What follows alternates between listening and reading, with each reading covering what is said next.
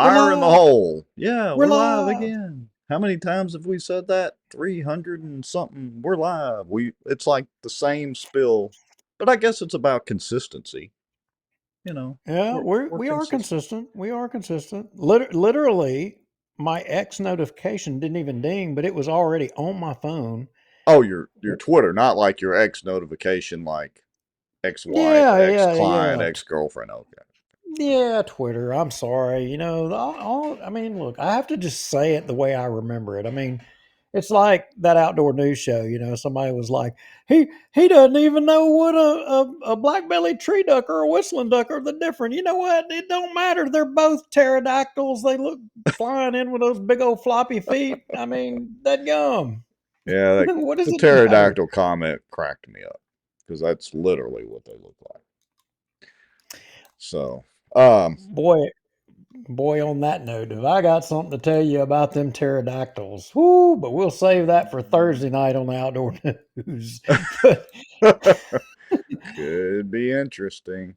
Oh, hey, I'm gonna kind of throw this at you, but may as well throw it at you live, yeah, because I just thought about it. So I will be out of town Monday night, which is, I guess, the PEC meeting. I got an email notice, and Tuesday night as well. And I got to check. I think we're supposed to be back Thursday.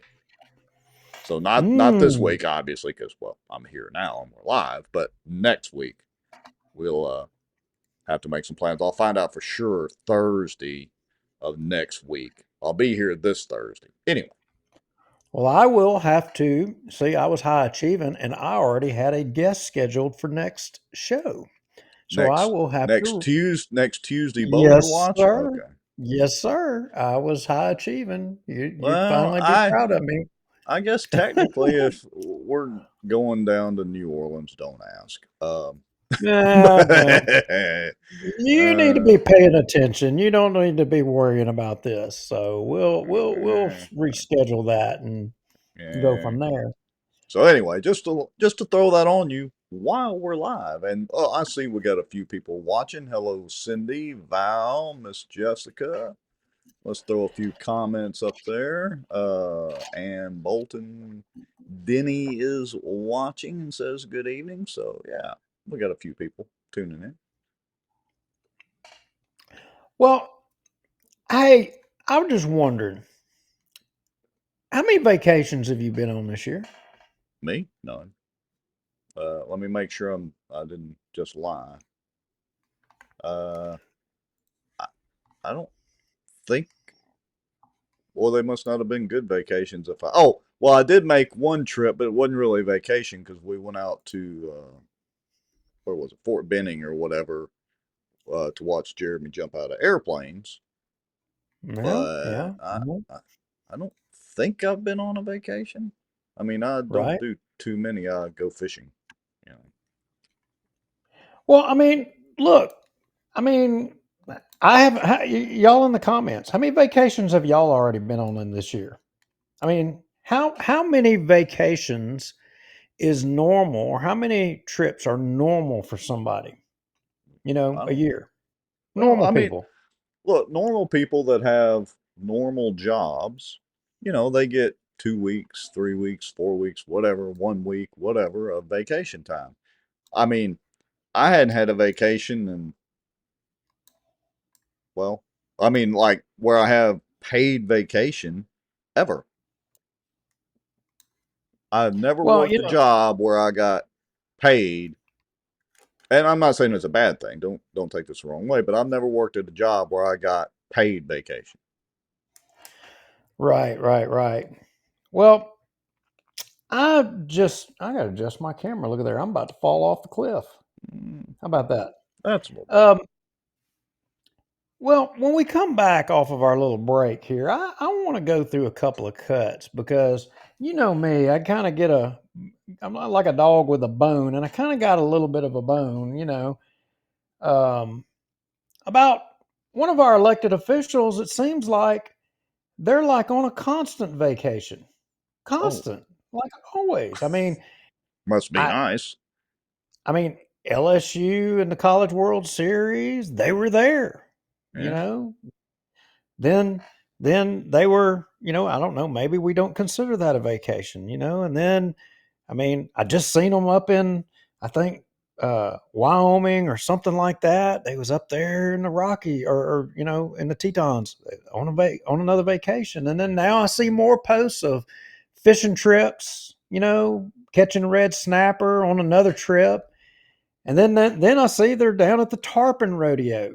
And I'm just wondering what's normal for people taking trips. And I don't know. It's got me thinking maybe I need to get me one of these government jobs. And I don't know. Apparently, I'm in the wrong business. I mean, now, granted, I for the last 20 plus years have worked for myself. So, I mean, we have taken some vacations, but I mean, I work during the vacations. Like, it's not like I quit answering the phone. Now, if I want to go somewhere, if I want to go do a 2 or 3 day fishing trip, as long as I don't have any work I've got to get done, then yeah, I take it. So I'm not saying I've never been on vacation, but I don't know. I just. Well, I mean, just, I think the majority of folks, like I see a lot of folks here saying, one vacation a year. Jessica Maddox, high achieving, they're at two. But I think for the most part, people take one trip a year, conservative, but I don't think they're going taking weeks, and then every weekend they're fishing, fishing in the Gulf one weekend, then they're tarpon rodeo in one weekend, then they're in the Tetons one weekend or one week or however long for that vacation, at LSU baseball games before. I mean, that's So, not a normal person lifestyle. Does it sound like it to you? well, no, it doesn't. It must be nice unless you're independently wealthy. And now you got me intrigued. So I kind of cheated. I'm not going to say, but I kind of cheated and took a look at one of the cuts. And I'll just pose this question before we go to the break. I wonder if these vacations are being taken on the taxpayer dime. I don't know. I'm wondering too, but and the reason that I posed that question, and you know why? I mean, it's almost as if there's their job doesn't require them. There's no work for them to do. I mean, It's kind of like Tommy taking selfies all the time. Selfies here, selfies there, selfies everywhere in Bossier. But I yeah. I digress. mean, no, there must not be any work, any crime, or anything going on. Hint, hint. But we'll come back to that when we come back. Yeah, and we'll explain the meaning of the name of the show. 2,600 meters is pretty deep. I mean, there's 3.3 feet in a meter, so that would be 618, 7,800 plus feet deep. So 2,600 meters is pretty deep. You know what's ironic? And when we come back, maybe somebody here may remember another city that had an issue with water meters and their billing and estimations. Hmm. Hmm. Oh, When and where have we heard about that before? I've told that story before about our situation in Ruston. I'll give a very, very brief synopsis of it again when we come back. Very brief. Ruston was not the city I was talking about. It's a lot closer than Ruston. See, I'm going to tell the quick version of my Ruston story again. All right. Well, let's go ahead. I'm going to hit the countdown. There's Miss Ruth. She popped in. Hello, Miss Ruth. I'm going to hit the countdown, and we'll go ahead and get that out of the way. Folks, y'all know the drill. We'll be back in about 2.5 to 3 minutes. Go ahead and like, share, tag folks, and let them know we're going to be talking about a very deep subject tonight. 2,600 meters deep. How about that, Mr. Lowry? For a teaser. Love it. Let's go. A lot of the back office on the politicians that they think walk on water, they would be shocked. There's an old wound from a knife in my back that just is giving me heck lately, and it's just really irritating. So I have to kind of wiggle around a little bit. I titled it "A Shot Across the Bow of the Good Old Boys." Just, they feel helpless, they don't feel heard, they have nowhere to turn. Some Republicans as well believe that government has the answers. And let me tell y'all something. I don't know anything government does well. Nothing. Aren't there laws that say that you have public meetings so that the public can have accountability of their elected officials? As a member of the media, I'm very concerned about what I've just heard.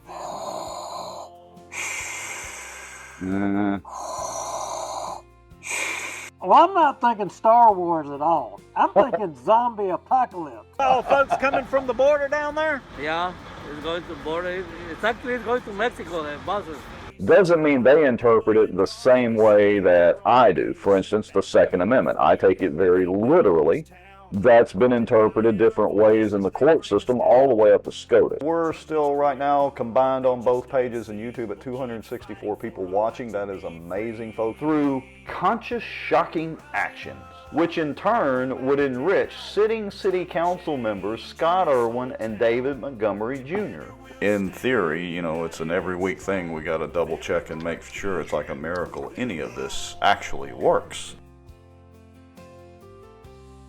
This live broadcast is brought to you by the Outdoor News, fishing and outdoors for our area. Acadiana Mortgage, over 25 years in the mortgage business. Pelican Training and Consulting. Reach out to Julie Ferris. Smarter Geek, making technology easier. And folks sharing information and watching out. Now, grab your popcorn and a drink. Here we go. And we're back. So let me share and remind folks, I've told this story, I think, more than once on the show. I'll make it a very brief deal. So my parents used to co-own an apartment complex, real nice apartment complex in Ruston with my grandfather. It's where I spent high school and junior high and all that in early 90s. Anyway, long story made short, the original buildings, the original 10 buildings, there were 14 total. The original 10 were all on 1 meter, including a washateria with, I remember right, 8 commercial grade washing machines and a 36 or 38,000 gallon swimming pool, all on 1 meter. Okay. And an in-ground sprinkler system and manicured lawns on 5 acres.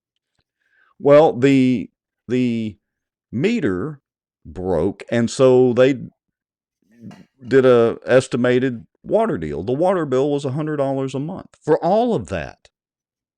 We watered the grass literally every day, all day. I mean, it was insane. So anyway, fast forward, my dad, you know,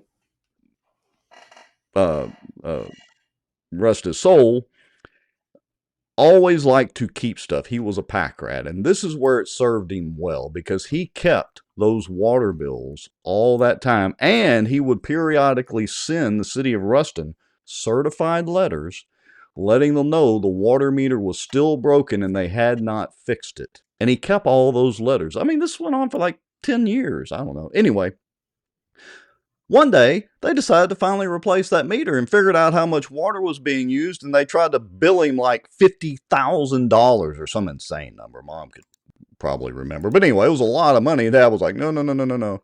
He called his attorney. He went down to city council meetings. He had all the certified letters. Said, no, this is on y'all. I have told y'all and told y'all and told y'all. And the guy comes out there, looks, the meter's broken, and he just writes down a number. Now, that should clue everybody into the title of the show up there, 2,600 meters. But go ahead. What about your city? Well, I wasn't talking about Ruston, and I see in the comments Val Baker says Halton. No, I'm not talking about Halton. And I think there might have been a winner in the comments, but I don't see it on my little comment thread. But it was Ryan Haygood. He said something to the effect of, ask what was that? Jerry Harper, that attorney Jerry. Ask Jerry Harper. Does anybody know Jerry Harper? Yeah. Jerry Harper was in a big lawsuit thing, wasn't he? I'm trying to remember all of that. Let's see. Refresh my memory. So what was the deal with Mr. Harper? Was that it was Shreveport. Shreveport. Yeah, across the river over there where they have all those problems. Supposedly. That's right. He was on top of some problem with billing and meters and all that stuff. And I may be mistaken, but when they had that problem, I think they had somebody over there administering their stuff over there, a Yeah, some company, kind of common company. What? And I'm a trying to public. remember what their logo looks like. Anyway, Maybe it was a public-private partnership or something like that too. mm, But come to think of it, what wasn't it? Man Shack? Was that it? I think it was. But they're not. They're the company formerly known as Manchac now. That's right. That's right. Formerly known as. Former. It's But like but the artist with formerly known as Prince. but of course they've moved on from Shreveport, and I mean, nah, it's whatever their name is now, and they're in Bossier, Yeah. and voila, Bossier's got issues. Wash, rinse, repeat.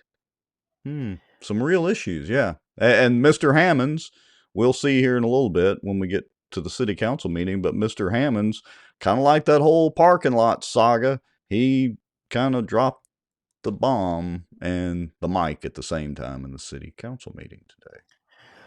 Well, hey, back about these vacations. How I would like to be able to go and take a vacation. I'd like to go down to the Gulf and catch me some red snapper, and I'd like to go to them LSU baseball games and all that stuff. But I mean, just can't do it. Things are tight, and times are tough, and just having to be frugal. But then I'm not an elected official. I guess if I was an elected official and whatever my elected duties were, there wasn't enough stuff going on that needed me, I guess I would just go on vacations all the time and stuff. Yeah, and look, somebody could go on vacation and just neglect, open meeting violation investigations and all sorts of things. Just the heck with all that. I'll just go on vacation and take selfies. Shall we take a look at it? It's not like you've got mayors and their people, paving parking lots with city taxpayer dollars, just on private individual. It ain't like you got that kind of thing going. Yeah. It ain't like you've got, offices going and chasing down witnesses in other states to, make complaints against people or other individuals, talking about Minden over there and what they got going. Yeah. I mean, it ain't like you've got any kind of public stuff. It ain't like you got judges saying that people committed malfeasance or not, and saying that. I mean, and it ain't like you've got countless citizens filing complaints, and including me, yours truly, making complaints, or even trying to get their office on the phone to about other agencies not doing their job, and you've got no one else to turn to. But I digress. I mean, you know what? Just take a vacation. But it's not that I personally begrudge anybody for taking a vacation. If you work hard, that's fine. But like you said, the problem is taking the vacations when just ignoring the people. I got a question though. This is interesting. So were these pictures posted? They must have been posted on different days and just the dates, because I was going to say, how did she go from Grand Isle to, it looks like, what, Wyoming, Colorado, or somewhere? I mean, that's a pretty quick trip. Just days ago, and you'll notice the follow. Yeah. Used to be friends, and I used to be friends in there. Yeah, that's another one right there. And in fact, look at there, yours truly. Down below it, I actually put a comment in there. How about that? Wish I could do that, but too busy fighting to hang on to my business and compete against illegal activities that your office can't even be bothered to return a call. Maybe I should just throw in with the corruption. Look, that's pretty stout, but I can't say that I blame you. I mean, paging Liz. We're up here in Bossier, North Louisiana does exist beyond just getting our votes. Yeah, and you watch. I mean, she will. No, their office can't do nothing about parking lots. If there is illegal activities or ended up being to be found have taken place in that, and everybody is entitled to their opinion as to whether or not anything unethical took place or not. But it will be interesting as to whether the AG's office does anything or not, or is she going to fall back and say, well, we Do the old Alan Seabiscuit routine. Well, there's nothing the AG's office can do. We can't even investigate, even though, like we've shown on this show, that she can conduct investigations and Oh she yeah, can do stuff. yeah. It's part of the law and part of her duties. But it's like I was on my soapbox about Trump and lock her up and Hillary and all that. And even though he's swung the media cameras back over to the whole Clinton thing and the Russiagate and all that, and I get it to distract from the not releasing the Epstein files and bungling that initially, and although he's doing better. But I mean, do you really think now? And maybe the Department of Justice will do something about it. Maybe the FBI will investigate and actually do something and move the needle on the whole Clinton situation and the Russiagate and Russia hoax and all that. But do you really think they probably have the attitude? Well, they were president, 16 years ago. Just let bygones be bygones. I Maybe guess I'm that's just what Liz figures.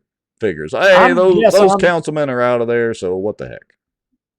I guess I'm just jealous. I wish that I could just throw in the towel and say to hell with it. I'm just going to go on vacation. I wish I could do that, but I can't do that.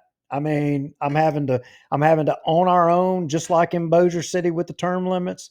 I mean, we had to fight it by ourselves. We got no help from down there from her office. They were AWOL. They didn't do a damn thing to help us.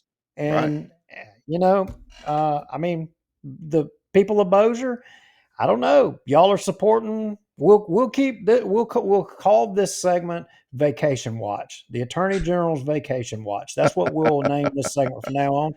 So when we see the next vacation, we'll let y'all know. And every time we see a vacation trip being taken, y'all just think about how many times in Bossier things that have went to her office have went to die and being ignored. She has no interest in prosecuting the law in Bossier Parish. None whatsoever, zero. Why is that? Yeah, and not just that. I wonder if, and I'm not saying they are. I wonder if those vacations are on the taxpayer dime. Are they official duties of the Office of the Attorney General? I don't know. I'm just asking the question. That's all. Well, I All mean, I right. would put a public information request in, but the last one I put in was I asked their office to show me where anywhere in Louisiana law exempts her responsibility of Bossier Parish, to which they replied they have no responsive records. That's the same as saying, Senator, I do not recall. That's basically the same thing. Your Honor, I do not recall. Yeah, I do not recall. Anyway, so as we move into the kind of the next section, well, we'll come back to that. I did have an X link. Tulsi Gabbard's being censored by, Facebook and all that stuff again. That's pretty cool. But that actually would kind of tie in a little bit when we get our guests in. But hey, did you see the last council meeting? And when I think we can go through this pretty quick. Mm-hmm. Do you remember at the last council meeting that there was at the beginning of the meeting? It was a short meeting. It was like 30 something minutes, but there was one guy that talked for the majority of the meeting. Now, wait, you're talking about not today's meeting, not the workshop yesterday, but I guess it would be The 2 meeting weeks before ago. that. Okay. Yeah. You're not looking at notes, are you? Not yet. I'm trying to pull them up quickly. And I don't see the notes right now, but I will find them. Yeah, okay. Well, Let me get over to the. Oh, there they are. Hold on. Let me get to the I'm notes. doing Let me play catch my up. best. I'm doing my best, folks. I'm doing my best, folks. So, All right. if you pull that one up, that video, and get ready to play, Yes. Not a there problem. was a guy from Comcast there, and I thought it was odd. I didn't think nothing about it when we went through this council meeting the other show. I didn't think Mm-hmm. much about it. I just kind of blew it off. And this cat here, he comes up and he gets to speaking, and I didn't really understand what it was or why he was kind of talking. It caught me off guard, but I got a phone call, I guess yesterday or maybe even Yeah, it was yesterday regarding a citizen of Bossier that apparently was either ticketed or arrested or had some altercation with the Bossier City Police, and it was over the Mexican army trying to dig a foxhole in her front yard. What? Whoa, whoa, whoa, whoa, whoa, whoa. Over the Mexican army trying to dig a foxhole in her front yard. Are you sure they weren't trying to dig to help El Chapo or something? No, it was an official invasion in Bossier City of the Mexican army, and they were digging a foxhole, getting prepared for war. You think Okay. I'm kidding? I'm dead serious about this. But I am and very then interested to hear this story one day. after I got this call, I kind of put two and two together about this guy. So play a little bit of this guy talking. We ain't gonna let him ramble all the way through it, and we'll get to the questions. But play a little bit, and then I'll explain what I'm talking about here. Okay, just tell me when to stop. Here we go. Yeah, Ronnie Colvin, Senior Director of External Affairs for Comcast, and Mike McCardle, our Senior Vice President, was supposed to be here today. He spent 6 hours in the Atlanta airport yesterday, and his flight, after 6 p.m., it was canceled. So he's probably live streaming and watching it live stream. So, thank you first. Let me say thank you to each of you and Okay, Mayor that's Chandler. good. Thank you Enough. for Oh, that allowing didn't me to take come long. before you today. I heard enough. Y'all heard who he said. I don't know if they have anything to do with AT&T, but somewhere along the line I heard Xfinity, AT&T, and Comcast. I don't understand all that. Maybe it's all three of them. It may not be AT&T, and maybe that's just me thinking that. But basically, this is the guy coming and giving a report to the council. Again, I thought it was odd about their progress on tearing everybody's yards up or tearing the city up, whatever they're doing. So Right. if you jump to the next spot, the 1351 mark, the next mark, and Okay. hit play from there, they start talking about how they notify the public. Oh, okay. And just to clarify, I think this guy is from Comcast. AT&T is laying fiber too, but they would be direct competitors with Comcast. Okay, here we go. Did a haircut event for veterans and well attended. Mayor, thank you for coming out. Appreciate seeing you. So, we've got a couple of ways that we've been able to, notify our customers and future customers, let's call it. So when we go into a neighborhood, we've put out, door hangers, yard signs, and we've got a couple of websites that we built where people can let us know if there's issues or, find out when the service is going to be available. We got a My Town site that it's a micro site that we created so you can, it's xfinity.com/mytown. So you can go there and see when the Hey, I want to pause for a second. So it's kind of interesting because as a tech guy, I have a lot of customers, of course, that are on both AT&T and Xfinity. I'm over here on Optimum, so I have a lot of customers that are on Optimum. Used to be Suddenlink. In Shreveport, Xfinity, formerly Comcast, was, hated. Now, not by every customer. Some people never had issues, but I can safely say of a lot of customers in the Shreveport area, a vast majority of them had regular issues with their Comcast service. I'm not talking about just PC issues, issues with their Wi-Fi in their house. I'm talking about straight up Comcast issues. And have you ever been to the Comcast office in Shreveport, dude? No, sir, I don't go to the Comcast office in Shreveport.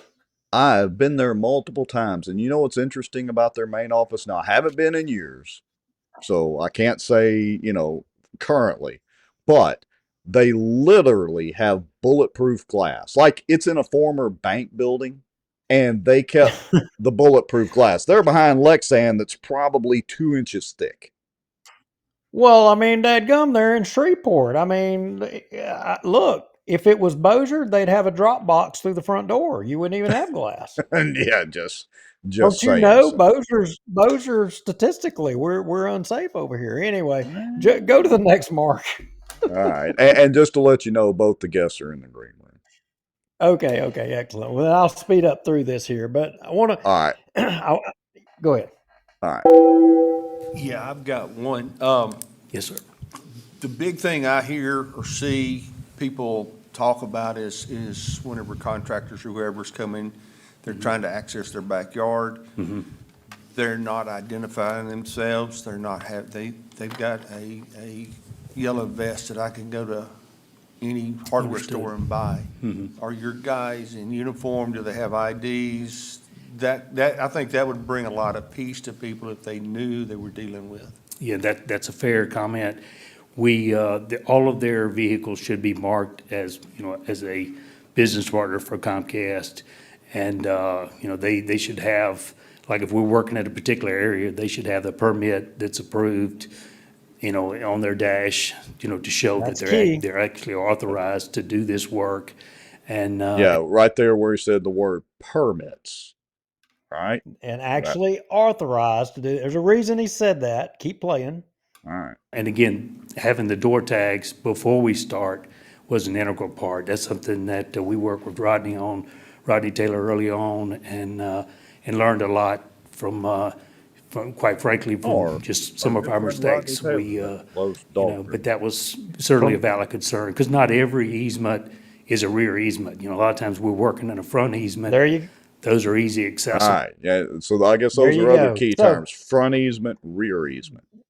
That's right, and a valid permit. So Ryan Haygood said in the comments, said there's a lot of complaints. Absolutely, Ryan. And at one point, their city pulled their permits. Well, here's a story, and I know this for a fact because I talked to the landowner that this actually happened to. And the reason I'm telling everybody now that these folks do have a valid permit now, but there was a case, and when I use the terms the Mexican army and digging foxholes, I'm just repeating what I heard. But I talked to a citizen of Bossier, and he got pretty wound up because, as he described it, he's sitting in his house one morning, and all of a sudden he looks up, and there's a truck pulls up in front of his house with a truckload of Mexicans, as he described. They jump all out with a bunch of shovels and proceed to start digging foxholes in his yard. He had no notice, nothing whatsoever. This guy, being retired military, thought we were being invaded. I mean, he was right. Okay. We were being invaded. Right. He jumps out, confronts them all in his yard, runs them off. The next thing he knows, the Bossier City Popo's showing up, and they're proceeding, and they're just following their orders, but they're proceeding to say these people have a right to do this. You can't stop them. And he's like, show me what gives them the right to do it. Well, they pull out a permit. Well, guess what? It wasn't legal. No signatures, no. And as it would turn out, they didn't have a valid permit to do any work in the whole city of Bossier. Nothing. Really? Zero, nada. And Really? as I appreciated, both the mayor, the city attorney's office, all tried to bully this person to force these people onto their property. Well, ultimately, this guy stood his ground and was like, oh, hell no, you're not, this isn't happening. And he was prepared to go to jail and or to take them to court. Told him, says, you want to fight me, arrest me, do what you have to do. You're not coming on my property. And for 6 months, these people couldn't do any work because they didn't have a valid approved permit. Well, fast forward, and now apparently they do have a valid permit to be doing the work. And there was an incident, I'm told, in Green Acres Place with a well-known family where they were refusing to allow them in there. And this time around, the Bossier City Police up, and I'm trying to get the details of exactly what happened, but they either ticketed them, cited them for refusing to allow this company to come on their property to put lines or whatever on their property. Now, I don't know how you feel. The libertarian in me believes, and I had a debate, somebody said to me, they said, well, look, just let the people do their work. They're going to be there for less than, 15, 20 minutes digging their hole and putting it in. Just let them in. I said, but you know what? I said, that's not right. I said, a lot of people, the only damn thing they have in this world is their house and their property. and you want to basically take that away from them and tell them they've got But no rights to that, to say who let can or can't come on your property. let I me don't give agree you a with that. let me give you a real world story about Comcast, now Xfinity. So one of my customers lives in a very well-to-do neighborhood over in Shreveport. Comcast came out, sold him on Comcast service, which was much better than the AT&T or Bell South DSL that he had. It was a huge improvement. The problem is they ran the line across his entire backyard. This is in a multi-million-dollar house in an older neighborhood. They ran the RG5 cable line across his yard and left it laying there in a manicured lawn for 6 months. He's a lawyer. He threatened to sue them, do all this. He finally, his wife, was on him about it, and he finally called me. He said, I'm just going to pay you to come hang Comcast cable. And he said, if anybody shows up, I'm a lawyer. I'll defend you. If you get arrested, I need you to come hang this cable and get it out of my yard. So I literally had to go, well, I didn't have to, but he paid me well, go hang the cable for Comcast. So I can tell you real world some of how they operate, or at least they used to in the past. Let me put it that way. Well, that's just ridiculous. These people should not have this power. But I've only got one question for you. Is it a billboard lawyer? No, he is not a billboard lawyer. Absolutely not. Okay, Not an because ambulance chaser. I was fixing to give you grief. You should have hotwired him something about how No, evil no, no, he no. is, or something like that. No, absolutely. No, this guy was a cool, very good customer and very good friend of mine at that point. But all right, so speaking of billboard lawyers and constitutional lawyers, our guests are both in the green room. How do we want to handle this? Well, I think, this is a good segue. We're sitting here talking about, people's private property and their rights, and just eroding people's rights. And I think that's a similar thing to what's happening with this carbon sequestration. We had a good discussion about it last week with Chuck Owen when he came on the show, and we wanted to get Danny McCormick on during that discussion. And everybody's kind of wanting to get a piece of this. Chris Alexander wanted to get in on this as well too, and we got them both in there. And we I say bring them both in. Because I know Chris has some comments. Bring them both at the same time. All right, so let me hit the button, and we should be live. Mr. Danny, can you hear us? I can. All right, how about you, Chris? Can you hear us? Paging Chris. Guest has muted themselves. Got to unmute or go out and come back in, Chris. And Chris is frozen. All right, so we got Danny here. We'll just have frozen Chris. Let me ask a question. When I was getting ready here for this podcast, I was listening to and I thought somebody say the Mexican army was digging foxholes in the backyards of Bossier Parish residents, and I started laughing so loud I couldn't hear the rest of it. But y'all are breaking news. This first I heard of this, but it's a big deal. So I'm glad you broke it.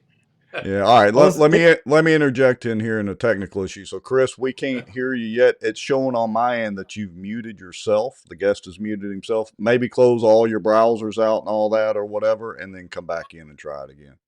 And make sure you give your mic permission. All right.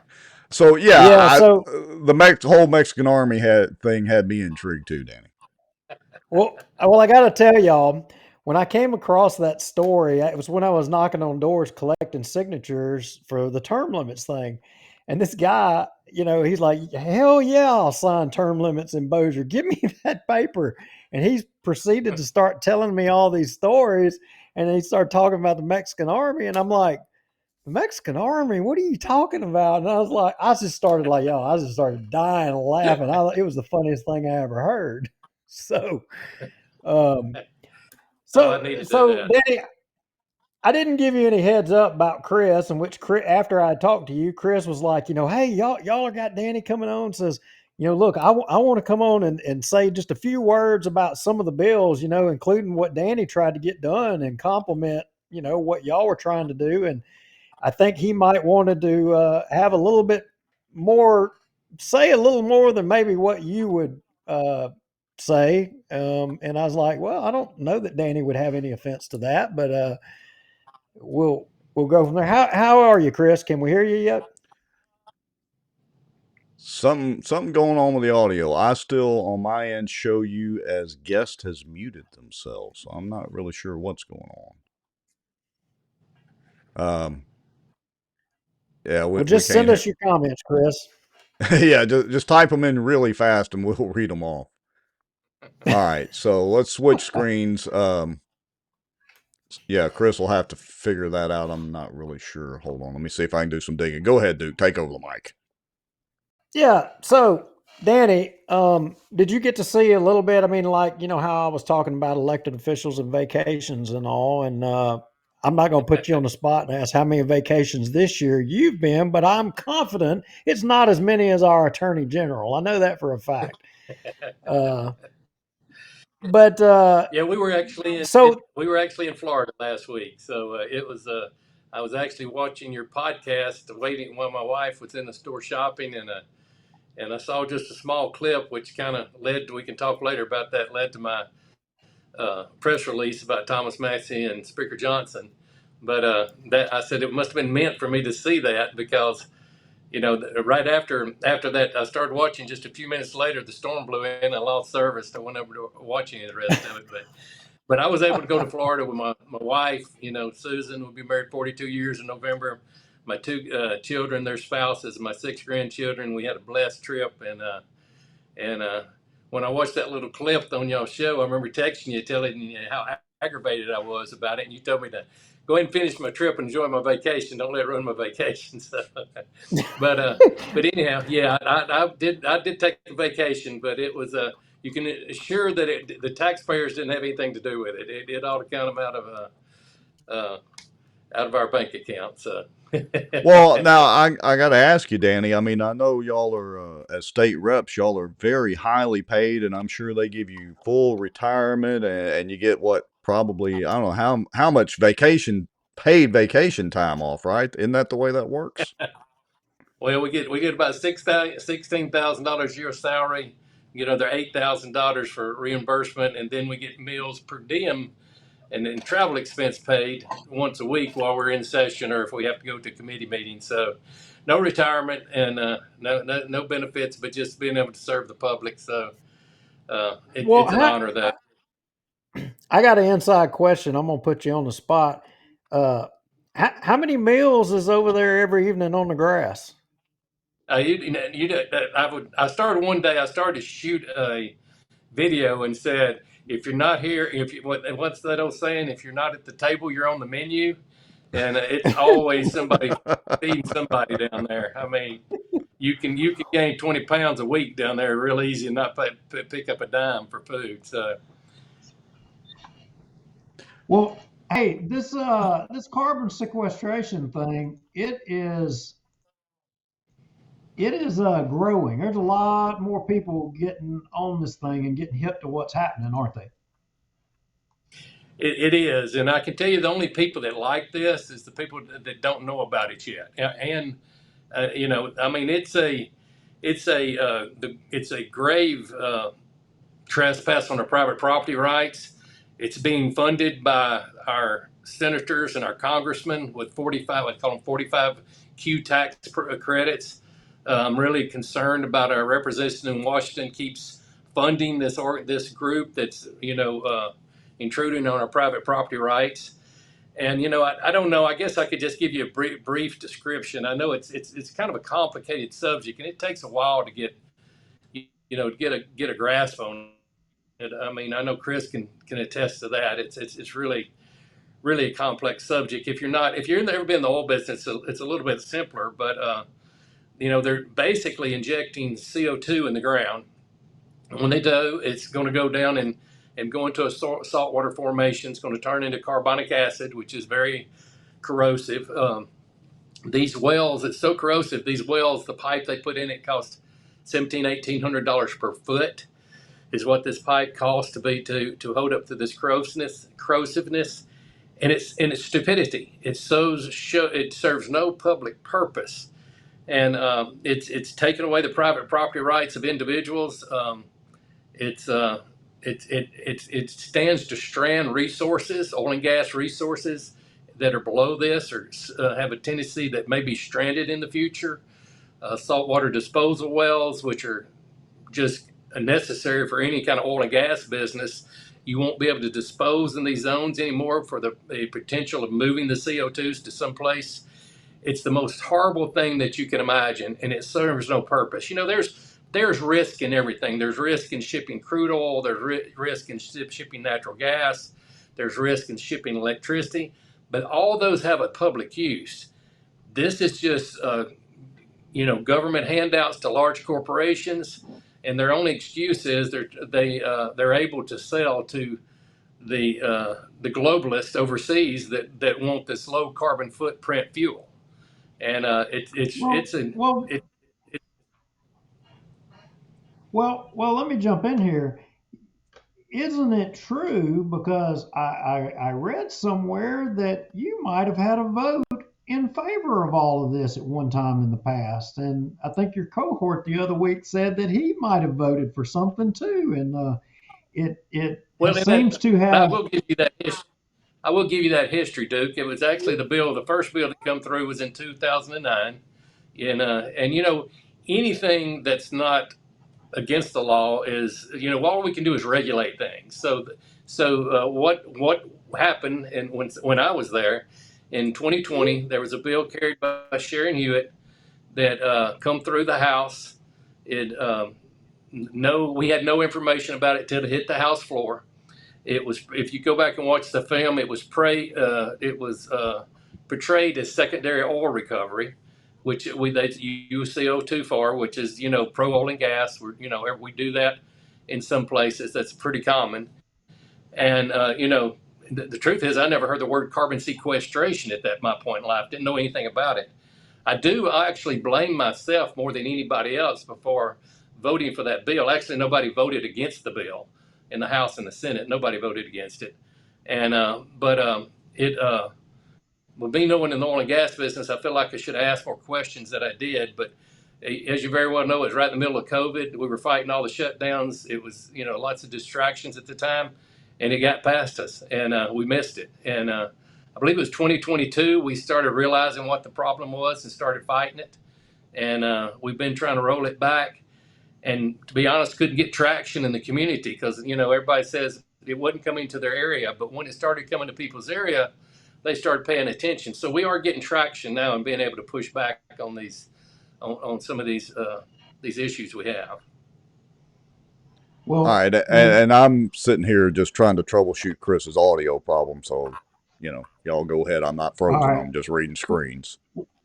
All right. Well, I mean, because I had a good follow up here, and I'm gonna challenge you and put you on the spot just a little bit, Danny. And I'm gonna say, because I'm thinking about it a little bit different. So I know you follow politics pretty good. I mean, and John Fleming, he's being criticized for raising that vote and raising that issue. But interestingly, it sure is bringing a lot of attention to the subject overall. So in a weird kind of way, it kind of seems like to me it's a good debate to be having, a good discussion. A lot of people are paying attention to it, I think, by virtue of that. What's your take? And I think that's great. I think it needs to be attention brought to it. I will say this, we've been fighting this fight for, 22, 23 in that area when we started pushing back against this. John Fleming just came to the table once he decided to run for office. And, so be it. I don't care. That's okay with me. It seems like he'd be wiser to run against his opponents instead of run against everybody in the House of Representatives, in the Senate, and everybody else. John Fleming to be, or Treasury Fleming seems to be running against everybody that ever existed. But it's his campaign. He can do what he wants, and I'm proud for him. I'm proud it's getting the traction. I think it would have had a little bit more from a principle standpoint if he'd come out against this in 22 or 23. I believe he was actually in Washington when working for the Trump administration, when these 45Q tax credits went into effect. That was before we took office. And it'd been nice for him to get on the phone and call y'all and say, hey guys, the Trump administration is enacting 41Q tax credits up here. You need to be aware of what's happening. But I don't have, more power to him. That's politics. And hey, I own my vote. I've apologized to the people for my vote. And hey, you know what? I've made bad votes before then. I'm gonna make bad votes after then. And for your audience, what they may not know, I know y'all know. We may have 100 votes to make a day in the House. We don't get the list of the bills that we're going to vote on till like 7 or 8 o'clock the night before. At one point, I actually even went to hired an outside consultant that stayed up half the night reading the bills so they could give me some idea what my vote should be the next day. We don't have that luxury. Actually, I'm a member of the Freedom Caucus, and they're trying to do that for us now. But it takes, in every situation, like a lot of my people that I'm friends with, they rely on me for oil and gas. And I may rely on them for education. It's just carbon sequestration. It was just, like I said, I take responsibility for it more than anybody down there because I was in the oil and gas business. I'm a private property rights guy, and I missed it. And I just missed it. Well, Yeah, not to beat a dead horse too much, but it just reminded me of that whole Nancy Pelosi thing. You got to vote on it first, then you can go read it type deal. But, and I viewed it, and I said it, I think a couple of weeks ago, that, I viewed it as Fleming was just trying to gin up a little controversy and, get some Facebook hits and that sort of thing. Yeah, and I don't know what his reason for, but hey, more power to him. Let's get it out there. Now, what y'all may want to know, too, that you may not know is I'm going to explain this to your viewers because this is important to Caddo Bossier Parish. The Caddo Bossier Port, which I consider the greatest con that ever happened to Caddo Bossier, that's a whole different show. They are working to bring a direct air capture into their port, which at about $500 million. Of course, you go through the port, you don't pay any property taxes, you don't pay any sales tax, you don't add anything to the community, you just enrich people out there at the port, but that's beside the point. But they're going to be capturing the CO2 and they're going to be shipping it to Vernon Parish, is what I'm being told. These pipelines and people that are going to be running through their yards, people's yards, they may take existing pipelines and use them. CO2, this is a problem with CO2 in pipelines. There's no additive. You know how you can put additive. The smell of natural gas is, natural gas is odorless. There's an additive put in the natural gas that makes you be able to smell it. It smells like rotten eggs. So we're accustomed to, we smell that smell, we get on the phone and call somebody, hey, I got a gas leak. CO2, they do not put those additives in there. It has a negative reaction to CO2. The problem with this is this. CO2 is 1.5 times heavier than air. So when you have a leak, the gas wants to hover right at the ground level. Where natural gas is lighter than air, so it wants to rise and disperse. If you have a rupture of a CO2 pipeline near your property, your house, or you drive into it, you'll never know it till it's odorless. Asphyxiation is the biggest threat to you because you're just going to be asphyxiated if you get into much of that CO2. It happened in Mississippi. It's happened before. And this is going to be, if they use existing pipelines, people are not going to know the CO2 is going through their property. And it's a serious threat for no positive gain. That's the biggest issue there, too. Well, and look, there's somebody who used a pipeline. I mean, and I support the pipeline, oil and gas industry, blah, blah, blah. So I'm not really harping on that subject. But, pipelines themselves can be dangerous. I'm not saying that they are. I mean, we did a job where we were taking up a pipeline that was like put down in the 1920s and 30s, and it was literally just held together with these rusting collars that were bolted together, and the coating around it was like tar paper that was falling off, and the pipe was all rusted. And this was a 36-inch line that was still being actively used until we came in to swap it out. I mean, so there's dangers in all of it. To me, the biggest thing is just it's stupid. It's a stupid way for people to get our taxpayer dollars. That's exactly right. And Danny, you and Chuck, y'all tried to put several bills in place. You tried to, get. I would say you slowed the momentum down a little bit. Y'all's work brought attention to the subject and forced a lot of questions, or forced a lot of answers to questions, kind of out in a public way that I would contend have started, the transparency ball to rolling. Because I mean, I was watching just before we came on. I saw a live show of some town hall down south. I'm not sure where it was, but again, citizens were at this meeting asking questions, and you know, there's a lot of that going on now. I mean, we're going to be seeing that here pretty soon up here. Well, I don't know. Well, probably not, because we don't have any carbon sequestration going on. We only have the direct air capture unit in the pipelines, and I don't think the people are going to know about it unless some kind of danger arises. We were even covered. My biggest concern is, in Mississippi, when they had that pipeline rupture, people were driving into the CO2 cloud and didn't know it was there. It was odorless. They were falling out, foaming at the mouth. The rescue workers went to go in there to the fire department, went in there to assist these people, and their vehicles started stalling out because there was not enough oxygen in the air to run their combustible engines. And they actually had to get out, put on respirators, and walk to the people and help them. And something else we covered is the fire departments won't even know where these CO exist. There's nothing. We tried to work on laws to get that passed, and they were able to kill them. And All right. so we not only can it negatively affect personnel, but the local fire departments won't even be told where these CO2 pipelines are at.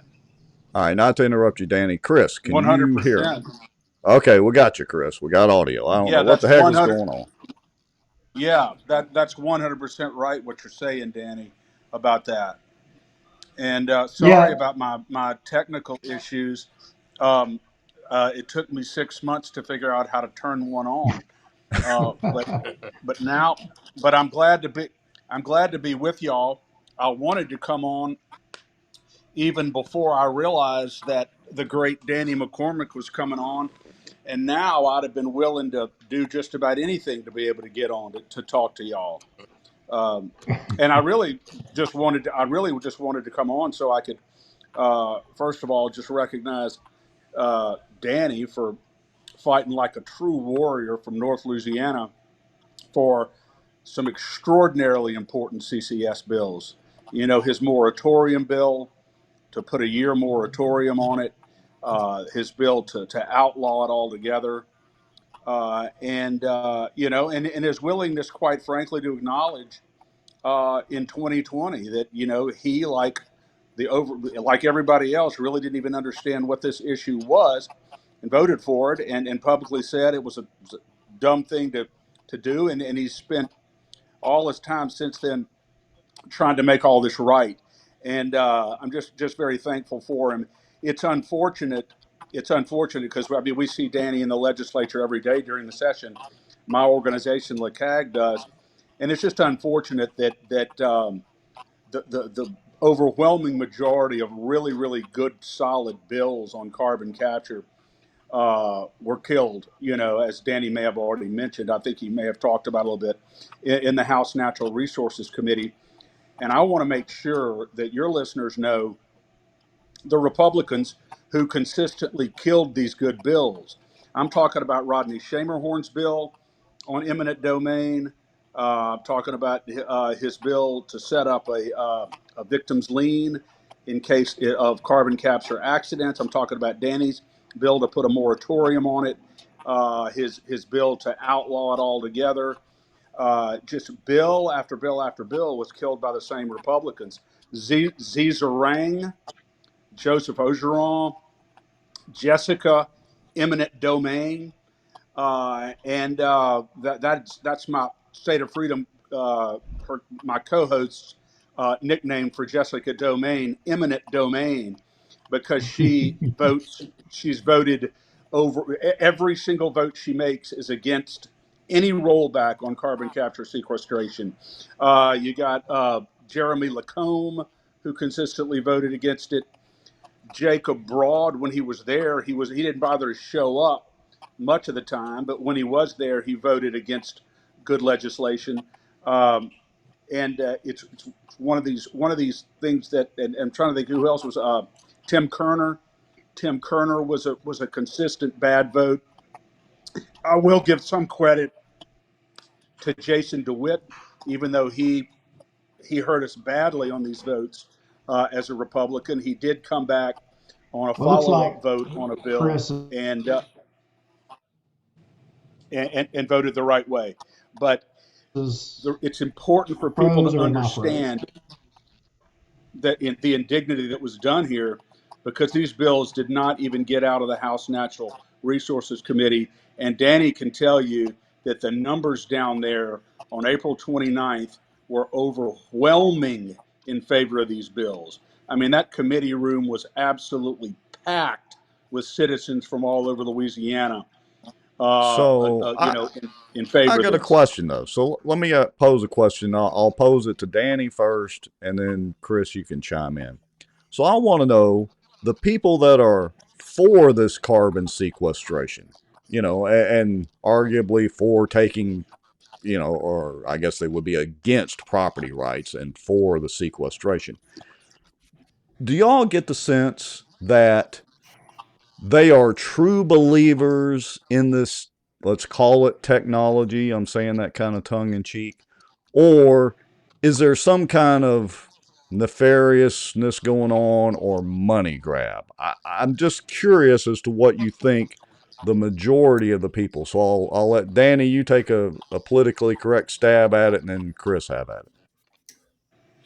I'm not very good at that, but I call them. I can tell you about them. They'll tell you they don't believe it. They tell you it's just the money, and that's it. They don't even hide the fact that they think it's stupidity. The lobbyists kept coming to the table testifying for these bills, and I asked them whether they concerned about property rights, and they kept saying this is going to be. And their answer was, "This is billions of dollars worth of economic development." And I kept pressing on them, and they changed it to tens of billions of dollars of economic development. And in the big picture, I don't see how taxing people at a federal level and piping the money down here is economic development. But in South Louisiana, that's a big part of their business model down there. Lots of them is just federal dollars. So, that's what they're behind. So no, they don't even pretend that they believe the technology is worthwhile. They just think that it's going to create, or they think it's going to create a market where they can sell more things overseas into, communities and that are going to bring a higher price, and they think it's worth it, but what they did forget though, and I told the lobbyists this, at the beginning of the year, I said, y'all have already lost, guys. I said, you don't have sense enough to know it. I said, the people of Louisiana, you can tax them to death. I said, they'll just keep paying them. I said, I don't understand it. Don't make sense to me. They'll just keep paying it. You come after their private property rights, and they coming after you. That land is their castle. That's their domain. You're not going to win that fight. You can just tax them until they can't even hardly afford supper, and they'll pay it and whine and go on about their business. You're coming after private property rights. You didn't waken a sleeping giant. I said, y'all have lost. Y'all just don't have sense enough to know it. And I'll say that tonight. They've lost. That the fight's not over yet, but they've lost. Private property rights will win in this state. It's like the Mexican army trying to dig a foxhole in your yard. That invasion ain't going to happen, bro.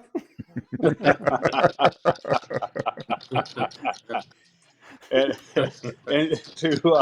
to echo that, I'll tell you this whole racket was passed in 2020 under the pretext that it was an environmental good, and that we needed to do this to protect the environment. And I can tell you now that during the whole session on these bills this past session, there was not one single argument made by the proponents of carbon capture sequestration about how we need to protect the environment. They don't even try to put forth that lie anymore. It is all about the money. That's all they said was about creating jobs. And as Danny said, sorry, but you're creating jobs with our money. You're taxing this whole, you're propping this whole racket up with our money. And so I just made two demands down there during this session. You can do all the carbon capture sequestration you want, but don't use our money and don't do it on our property if we don't want it there. With those two conditions, you can do whatever you want with carbon capture sequestration, and you know what would happen?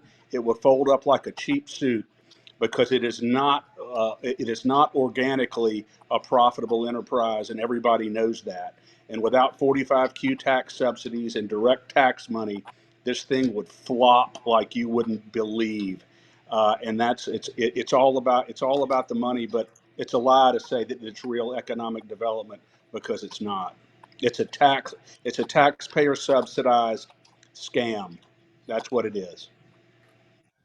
Well, that is why I think it's now become a issue in the Senate race. I think that again, I'm not going to debate the the wisdom in, as like Danny said, all of the whole legislature are going out.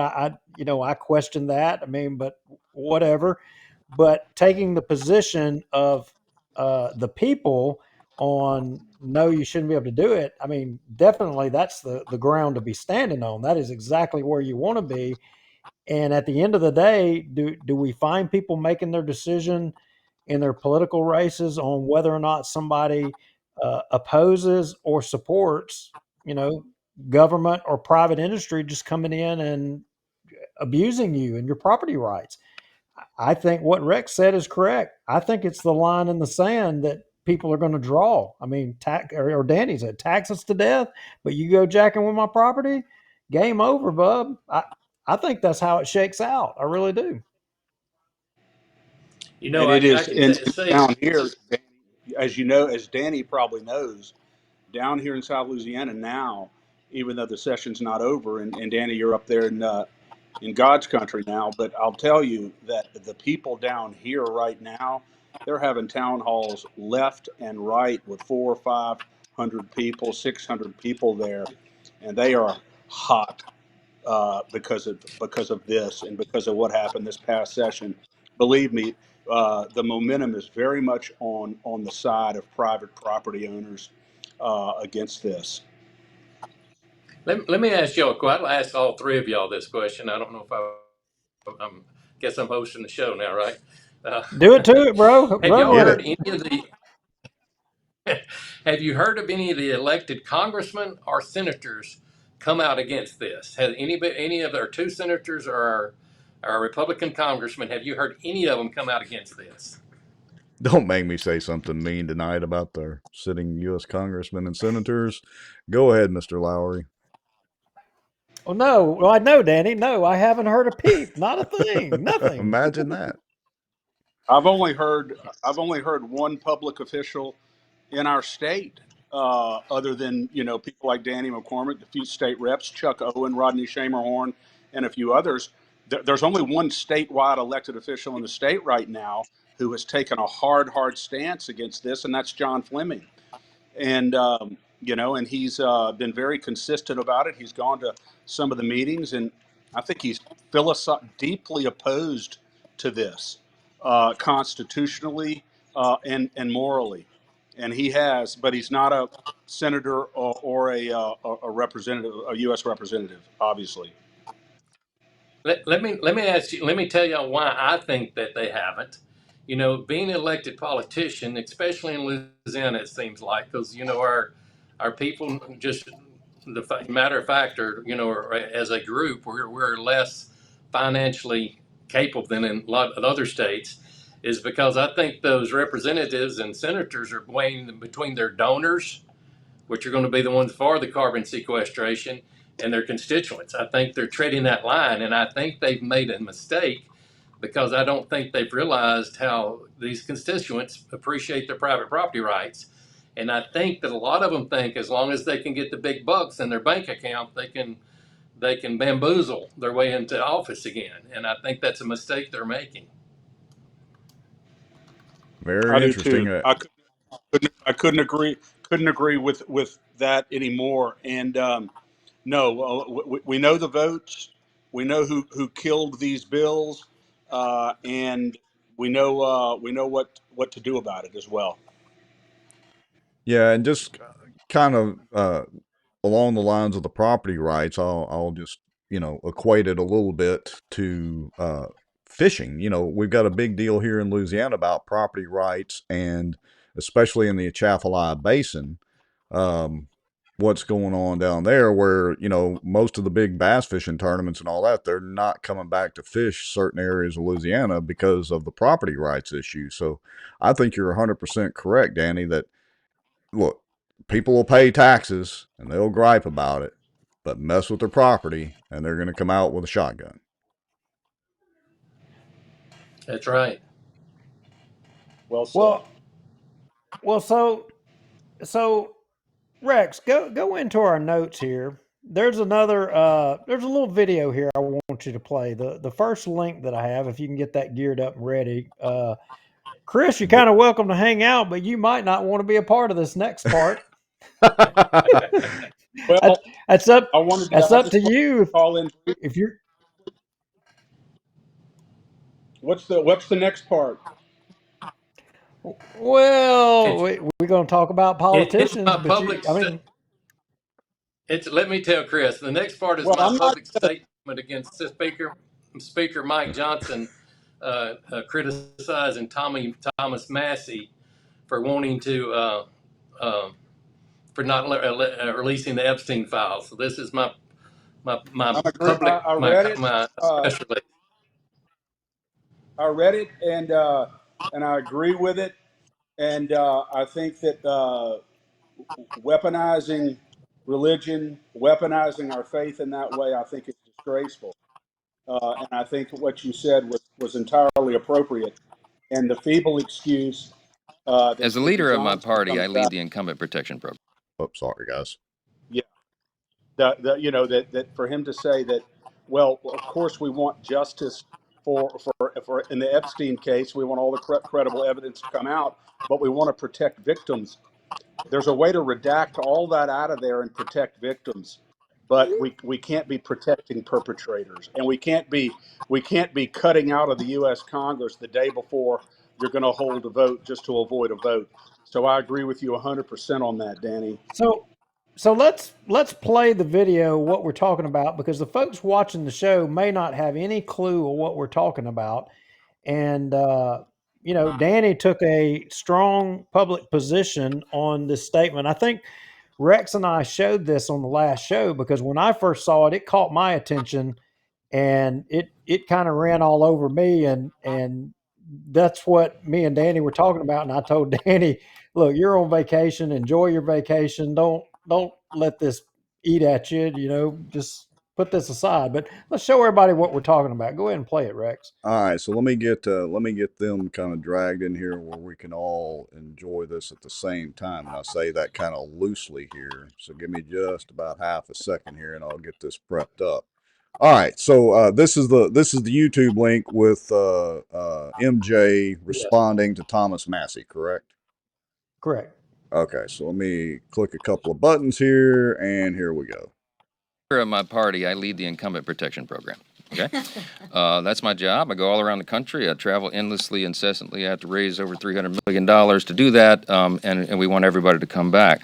And some people, I try to protect them from themselves. They kick and scream and bite their own colleagues. Some people seem to enjoy trying to inflict political pain on their own teammates. I'm not going to address anybody individually, but I'll tell you that some here are much more frustrated than others. There's a small, tiny handful, but one in particular who's given me lots of consternation. I don't understand Thomas Massey's motivation. I really don't. I don't know how his mind works. I don't know what he's thinking. Thomas Massey could have brought his discharge petition any time over the last 4.5 years. Over the last 4 years of the Biden administration, he could have done that at any time. And now he's clamoring as if there's some sort of timeline on it. It's interesting to me that he chose the election of President Trump to bring this, to team up with the Democrats and bring this discharge petition. So do I have some concern about that? I do. But in me and my way, I try to follow Ronald Reagan's 11th commandment, never speak evil of another Republican. My gosh, it's hard to do sometimes around here. I also try to follow the scripture. It says, bless those who persecute you. So let me just say about Thomas Massey, could you just accept my Southern, bless his heart?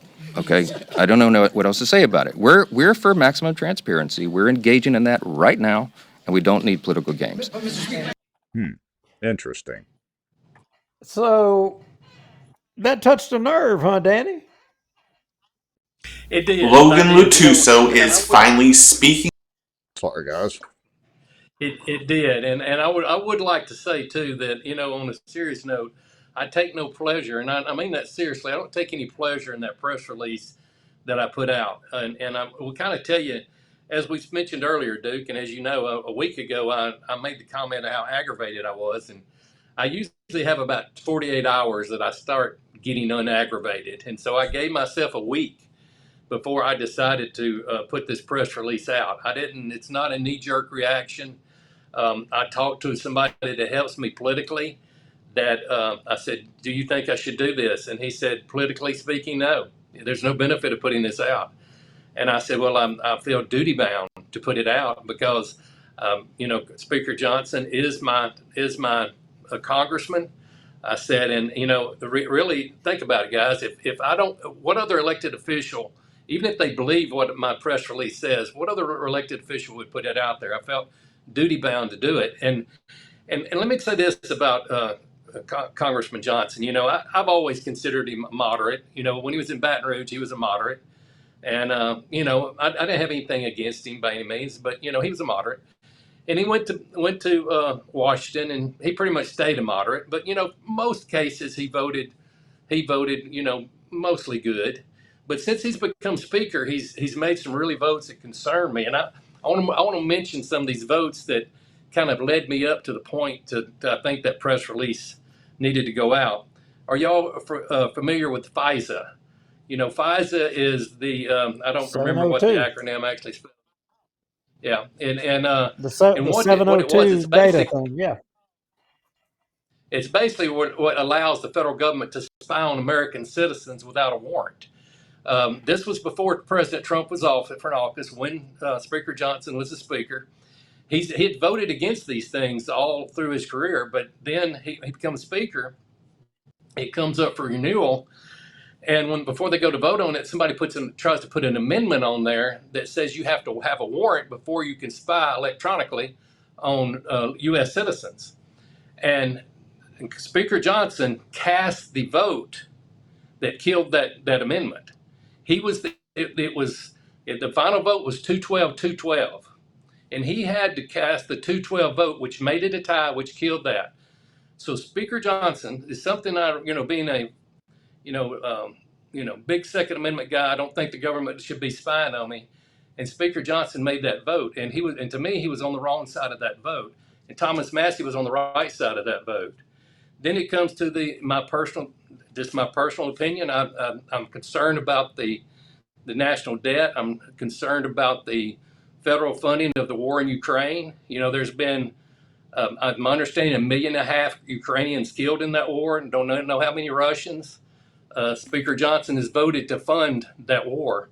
I think that's a very serious vote. When you vote making votes that hundreds of thousands, if not millions of people are dying, and that's a serious vote. And that's a vote I disagreed with him on, and one that Thomas Massey, I thought, was on the right side. Then it comes to the national debt, which may be the most aggravating part to me all along. This last vote was, I don't know where it wound up, over $1 trillion, maybe $2 trillion is going to grow the national debt. What most people don't realize, though, it had added about another $2 trillion to the unfunded liabilities that are off the books. So somewhere between $3.5 and $4 trillion. Speaker Johnson is promoting this budget that puts us in that kind of debt. That's something Thomas Massey took a stand on. You kind of see a pattern here where I'm going. And then it come out to this. So I'm not appreciative of my congressman and his votes, but I have not been saying anything. I've been staying silent. But I have been watching Thomas Massey, and in my opinion, I don't agree with anybody all the time, but on most sides, I think he's very principled. He's on the right side of the votes. And then I seen y'all show. Y'all enlightened me with this clip that we just watched, and I was really aggravated about Congressman Johnson's attitude. I thought it was sarcastic. I thought it was rude. I thought he was, you don't really hear him talking about the children. He's talking about Thomas Massey, and he runs the Incumbent Protection Program. Did y'all realize there was an Incumbent Protection Program in Washington? I knew there was. I didn't know anybody would actually say that out loud, though. What if there are no good Republicans? Are you just going to reelect them anyhow? I mean, and then he, I mean, everything. I mean, Congressman Scalise was in the back of him, backslapping him through the whole deal. I was discouraged when I seen him do that. It was just, and then the part that got me, the part that put me over the edge, was when he pulled scriptures and made it sound like me and God, Thomas Massey is against me and God. And to being a Christian, my beliefs are very rooted. I'm a sinner. Every morning I wake up, I fight the good and evil in my own heart. I have no high ground, and Speaker Mike Johnson has no high ground neither. And for him to say that, to use scriptures to belittle somebody that I believe has been taking hard votes that he should be taking, that he's not, I just felt like I was duty bound to put out that press release. Just let it, because how many people y'all think in our community even really know who Thomas Massey is? Probably really very few. More people are trying to make a living. They don't follow politics like we do. How many people how many people do you think in Mike Johnson's district know he was the vote that keeps the warrantless the federal government able to spy on the American citizens without warrants? He was that vote. He wasn't one of the 212. He voted last. How many of his people do you think do know that? And I guess what I could say is, people in glass houses shouldn't throw stones. I'll say this: I think on these votes that Mike Johnson made a mistake. We just talked about the mistake I made. So hopefully this will encourage Mike Johnson to look at himself in the mirror and say, hey, I'm the third most powerfulest man in the world. I have all of this power. I need to respect the people that are taking conservative stances, and maybe I need to look more like them instead of look like me. So, maybe I'll have a question to ask me, but I just want to, I don't take any pride in doing this whatsoever, but I think it's necessary to be done. I think, one promise I made my people when I got elected is I tell them what I seen the truth is. And to me, this is cut and dry. Speaker Johnson needs to apologize, and he needs to change his ways. Can I add something to the FISA vote? I just wanted to say that after that vote, he came out and said, why did you do that?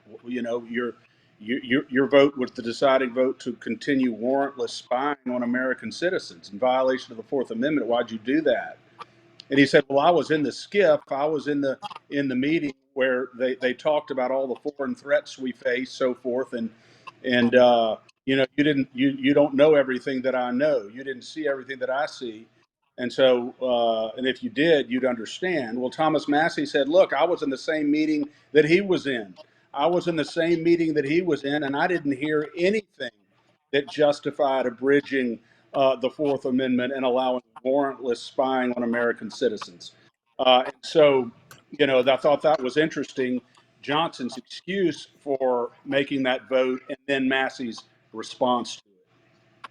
Well, I would just like to point out, Mr. Alexander and Mr. McCormick, that Mike Johnston is a constitutional lawyer and scholar. He knows that Constitution inside and out, so he must know better than all us little people, and must know better than Congressman Massey. I mean, gosh, Mike. I think the problem here is just a simple interpretation. I think our definitions of transparency is different than his definition of transparency, because if his were ours, same as our definition, there's no way he would have been that vote. Impossible. But well, and I'll just throw out too,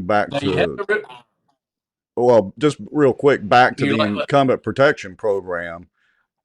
That's what Mike does. Mike is, let me see how I can put this kind of nicely.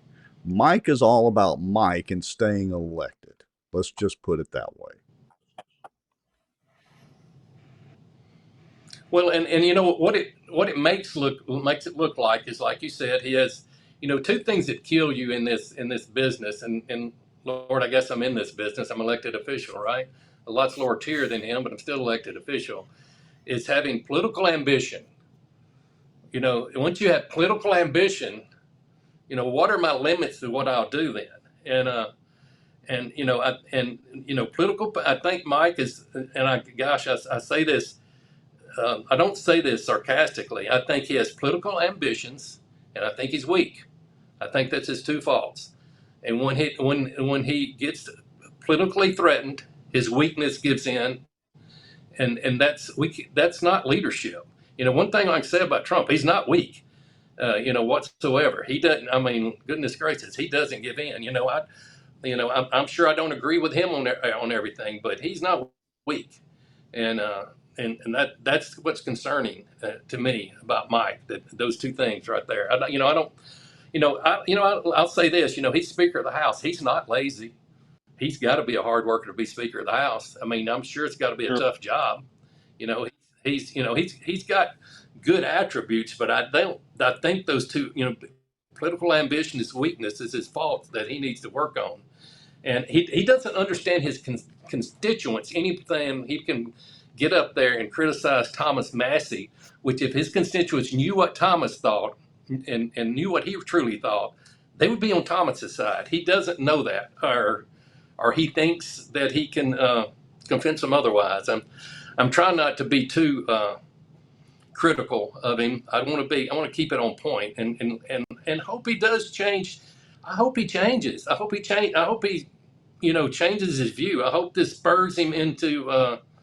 He's in a position to do a lot of things. I asked somebody this question today. I keep asking everybody. Why are we happy that Mike Johnson is Speaker of the House? How does that benefit us? Well, I said, is I-49 through Shreveport, have they started working on that yet? Has that happened? Well, no, not that I know of. Well, what's happened here since he's Speaker of House that we've got so much more clout in Washington, and I don't see it, So, but anyhow, I'm gonna stop rambling. Maybe I want to ask a question. Danny, So. can I ask you a quick question on this Epstein deal? The controversy about that. What is what's your response to Speaker Johnson's position that, of course, we want to expose Epstein, we want to expose all the perpetrators, but releasing all of this information jeopardizes the identity of minors who have been damaged and who have been abused, and that would be harmful to them. I'm not an attorney. I barely can spell attorney, and I know you can release all this information and take their names out. You can use fictitious names even for them. That's not even. That is so silly. That's claiming the high ground again when you don't have the high ground. I'm just wanting to protect the innocents. Well, Speaker Mike Johnson, it was I think 2019. Epstein was in prison. It's been 6 years. And nobody's been convicted of all these crimes. I believe you may be the one behind the eight ball here, not Thomas Massey. And because that's like I said, I can't even spell attorney, and I know that's a silly statement to make. Nobody wants the names released of these people that were victims. You take the names as out. An attorney, Danny, as an attorney, I can tell you that that excuse is very feeble, because things are redacted out of documents every day where you wouldn't have any idea the identity of a victim, but you would certainly be aware of the perpetrators. So if it's important, which this is, to give public access to the information of who these perpetrators are, there's absolutely a way to, in a very definitive way, redact the identity of the victims. So that's really not a very tenable explanation. Yeah, and I agree. The question is how many folks, here at home in Mike's district, understand and really appreciate the fact that, he's taken the position to not release that. And the vote on enabling the warrantless searches. I mean, if we're going to be transparent, I mean, why should a judge not have to review whether or not to issue a warrant and to look at whatever they needed to look at? That's an easy thing to do. That's not hard. But to vote against that, that's Isn't that called due process? I mean, isn't that part of our constitutional rights? Am I Yeah, mistaken there, or is that correct? 100%. And it's not like you're talking about something that couldn't possibly be any more serious. You're talking about a direct infringement on a constitutionally protected right of privacy. And you're basically saying it's okay for the government to spy on American citizens who have committed no crime without any probable cause and without a warrant. I mean, that is extraordinarily serious. Hey, And I got a question for it y'all. brought that up. So I'm going to take us off on a tangent here. So, Mr. McCormick, be careful how you answer this if you choose to answer it. So, the main guy that broke the whole NSA and warrantless search system with the NSA and FISA court system and all that was a guy named Edward Snowden. And Edward Snowden is in Russia right now, not because he's any fan of Putin. It's a long story, but he was basically forced there for the most part. So I want to know what you guys think of Edward Snowden. Mr. Alexander, would you like to take that hot potato first? I think that absolutely. And I think that Edward Snowden in my view, I think he did a service to the Constitution. I think he did a service to the American people because what he disclosed were constitutional violations of the highest order. And any government that can engage in that kind of activity with impunity is not a government of, by, and for the people.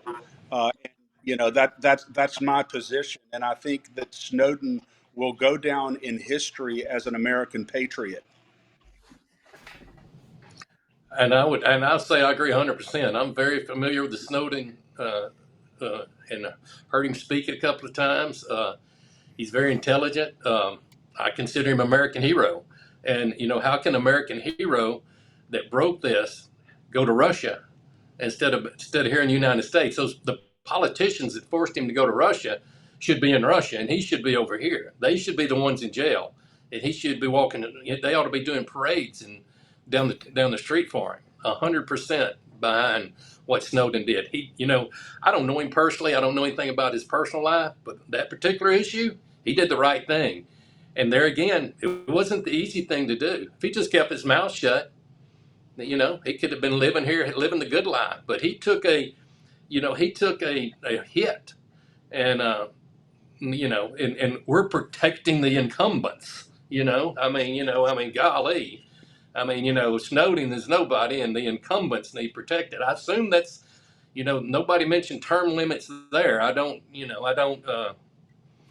kind of getting excited here. I'm going to stop talking again. well, and well, that's why we like you, Danny. yeah. I agree with both of y'all's assessment. I mean, I feel the same way. And I think that every day that goes by, as the onion gets peeled back a little more and a little more, I think all these conspiracy theories that continue to be proven true are proven that, Edward Snowden was right, that we have a problem with our government. And, I can tell you, I didn't even I knew we had a problem.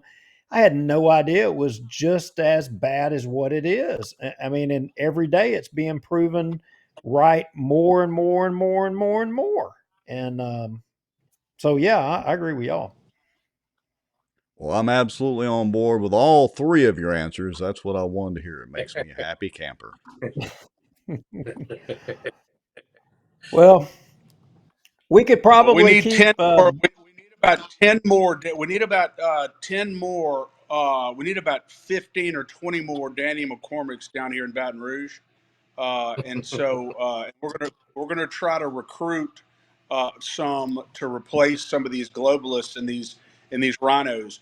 Because the thing that LeCag, my organization, and others find the most offensive about what occurs in our legislature is that you have real American conservatives and real constitutionalists who fight their asses off in order to protect the citizens of our state, to honor the Constitution, and you have colleagues sitting right there next to them who betray them and who undermine them and who do everything they can to make sure that what they're trying to do is not successful.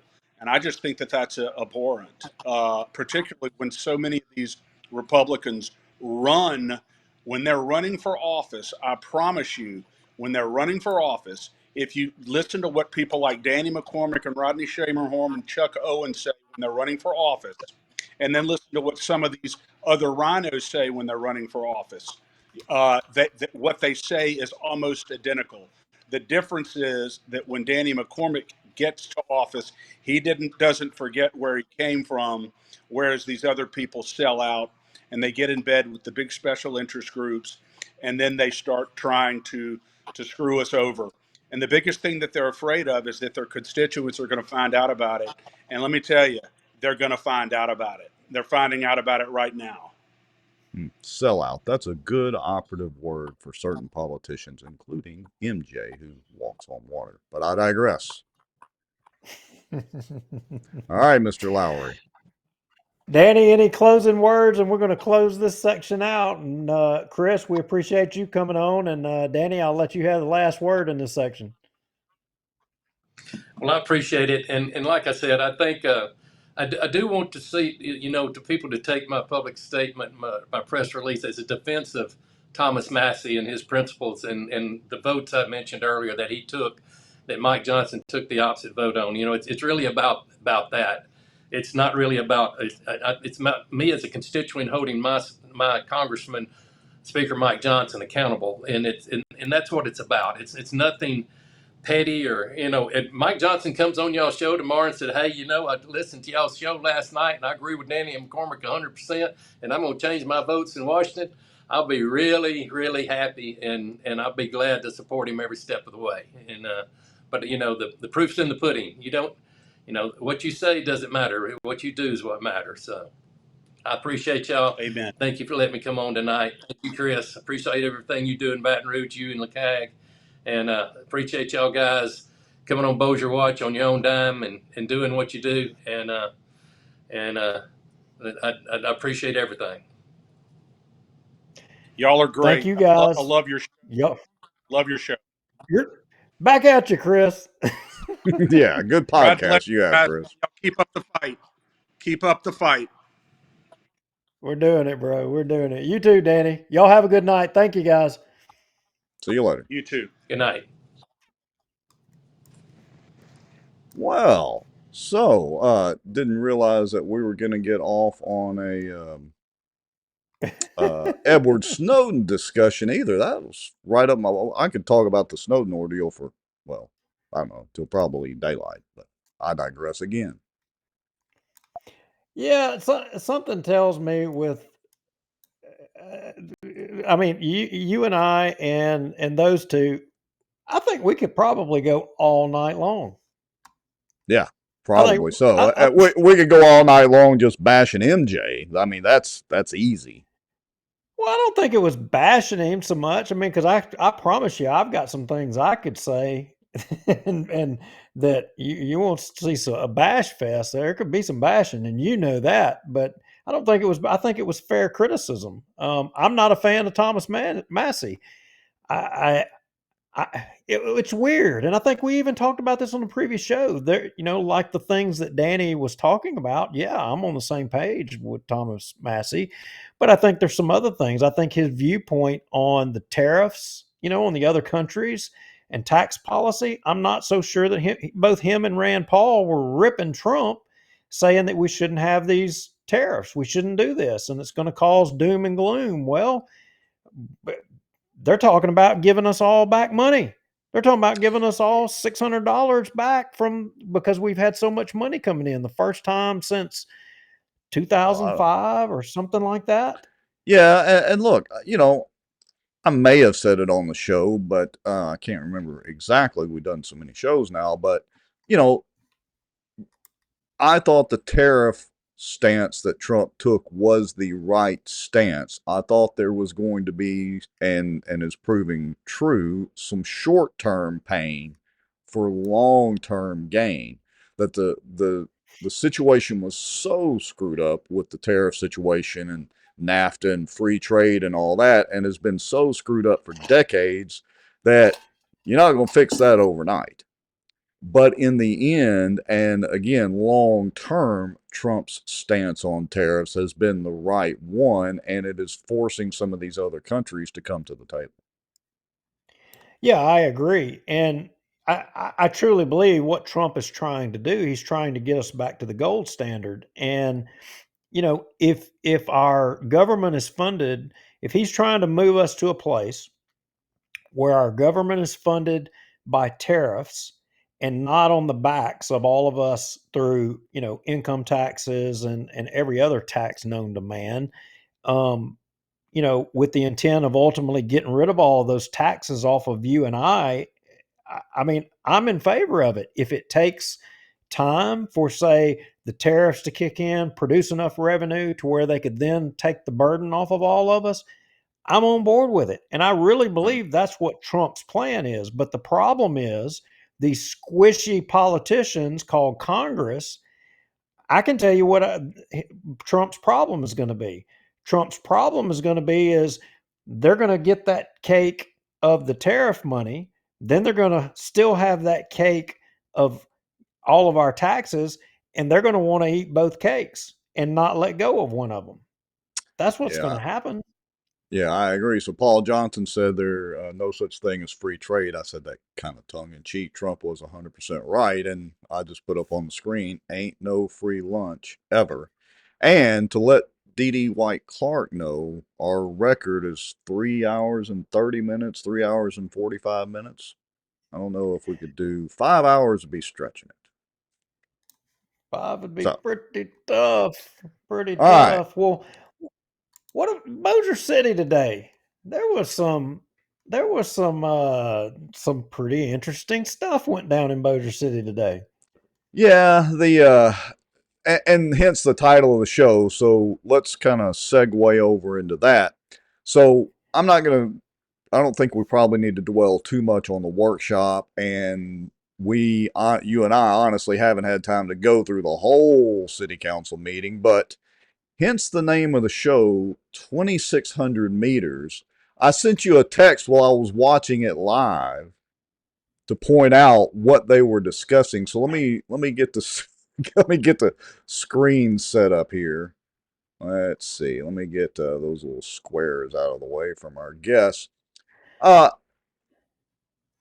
it goes back to the story that I was telling at the beginning of the show, which I've told a couple of other times about the water meter situation in Ruston. I didn't realize, did you, Mr. Lowry? I didn't realize that we had such a water meter issue here in the good old city of Bossier.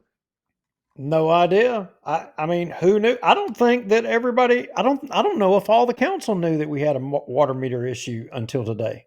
Yeah, I don't either. So I'm going to jump right to that part first, and let's get that out of the way. So this. Wait a minute. Let me back up. I got to let Phyllis read the ordinance. Go ahead. Wait a minute. I just had an epiphany. Welcome to Shreveport.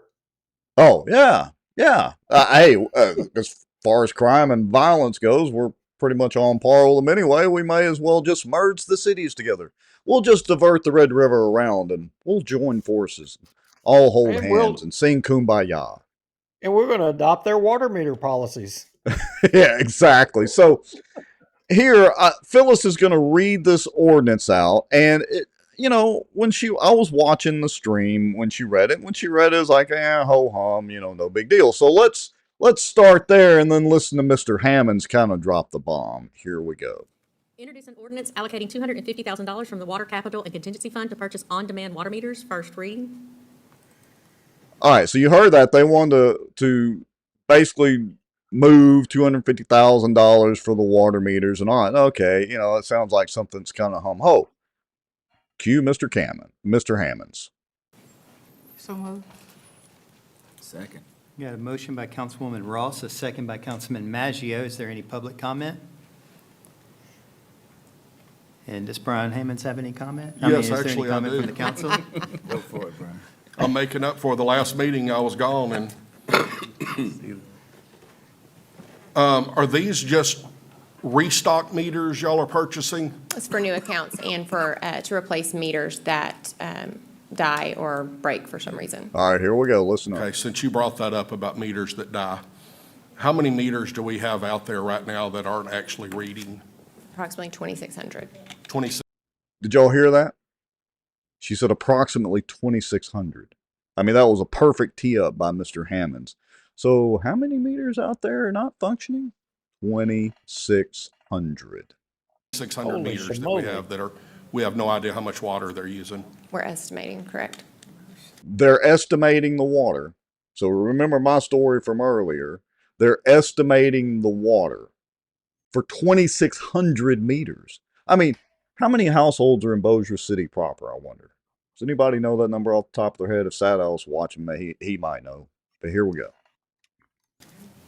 So that is one of the big things we are working on, but it does come with a significant price tag. So we have been looking at different funding mechanisms because we are missing out on revenue, and we do believe that it will pay for itself to have those meters reading accurately. So, I'm sorry, could y'all please keep it down? Thank you. I'm sure that's where the audience was in shock. Over 2,600 meters. Well, How are it's these?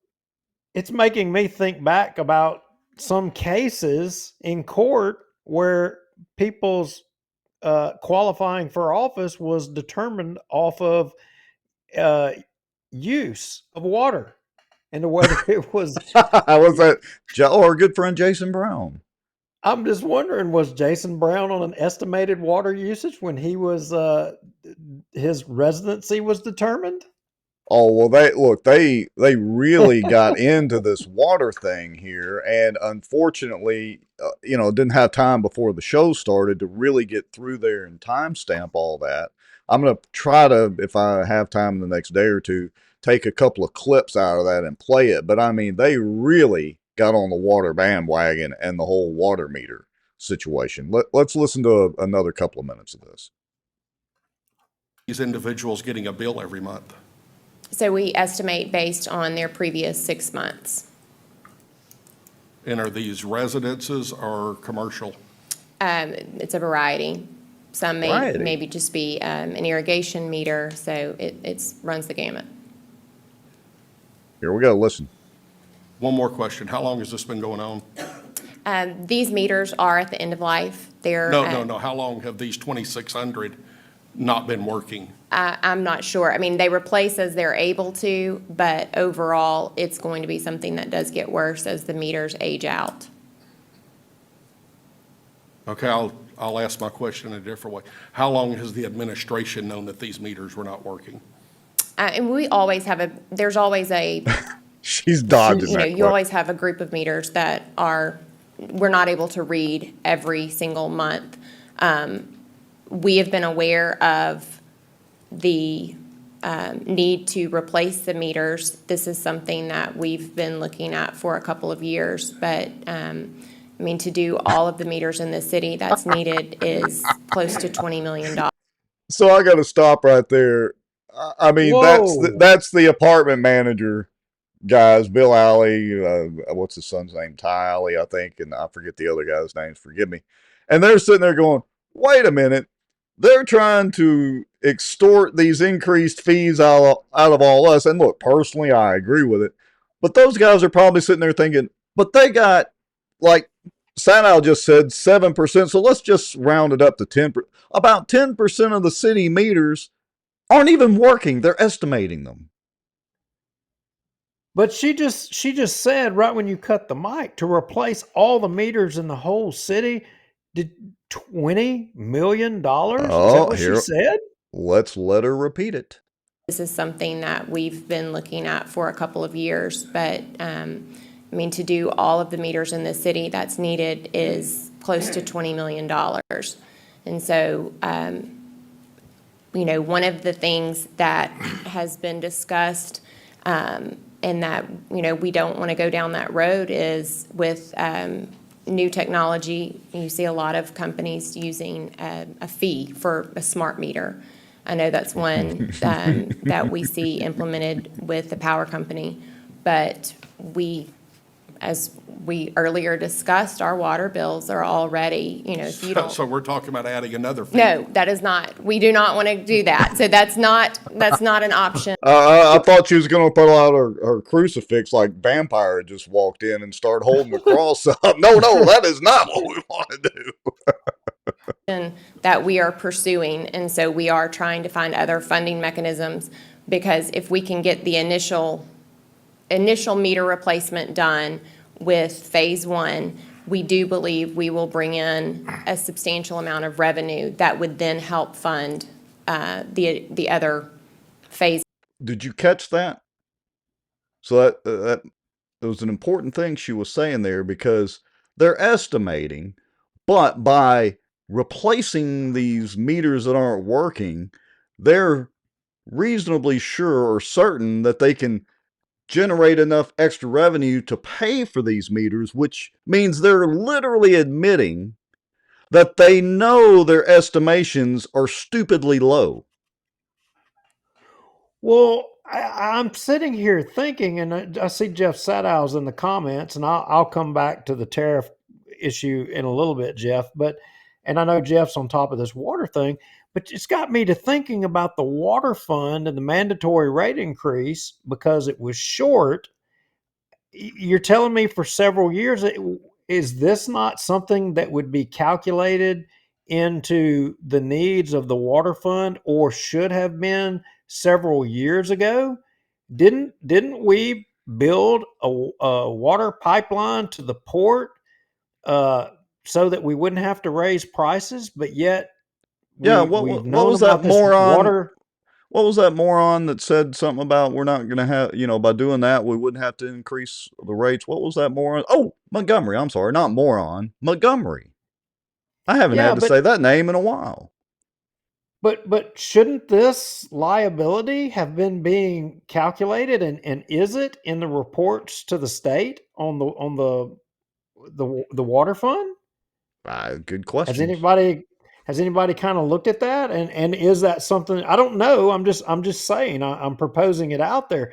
Shouldn't this have been something that should have been in there?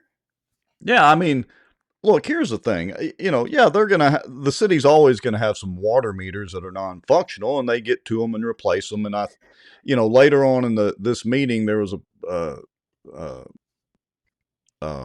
what's his name? Rodney Taylor, I think, came up and said, well, look, there's like a 4-month lead time or backlog on 1-inch meters, and there's a variety.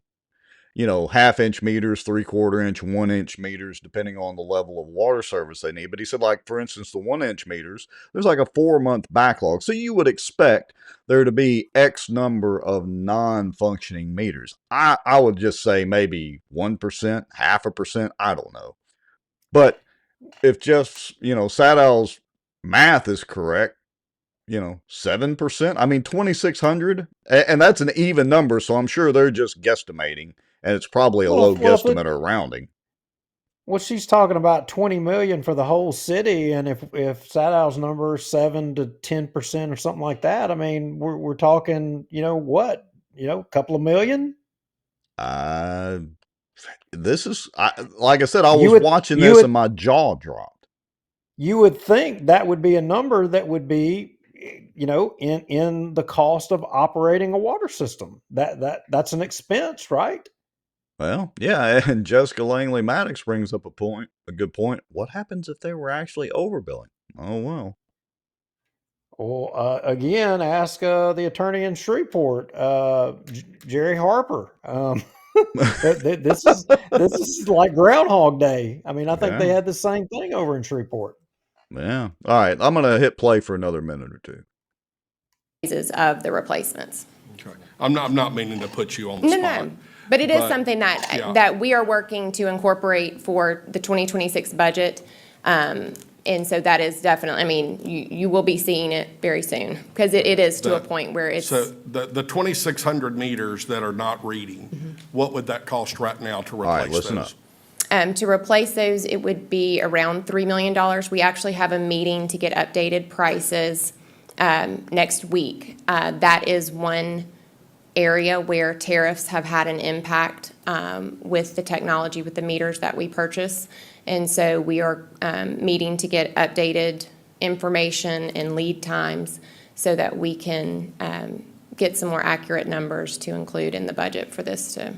Okay, and just one more question. Okay. And I may have another one, I don't know. We want to talk about fairness has been Oh, here we spouted go. out a Fairness. lot. Fairness. How is it fair that I pay a water bill that is red based on what I use?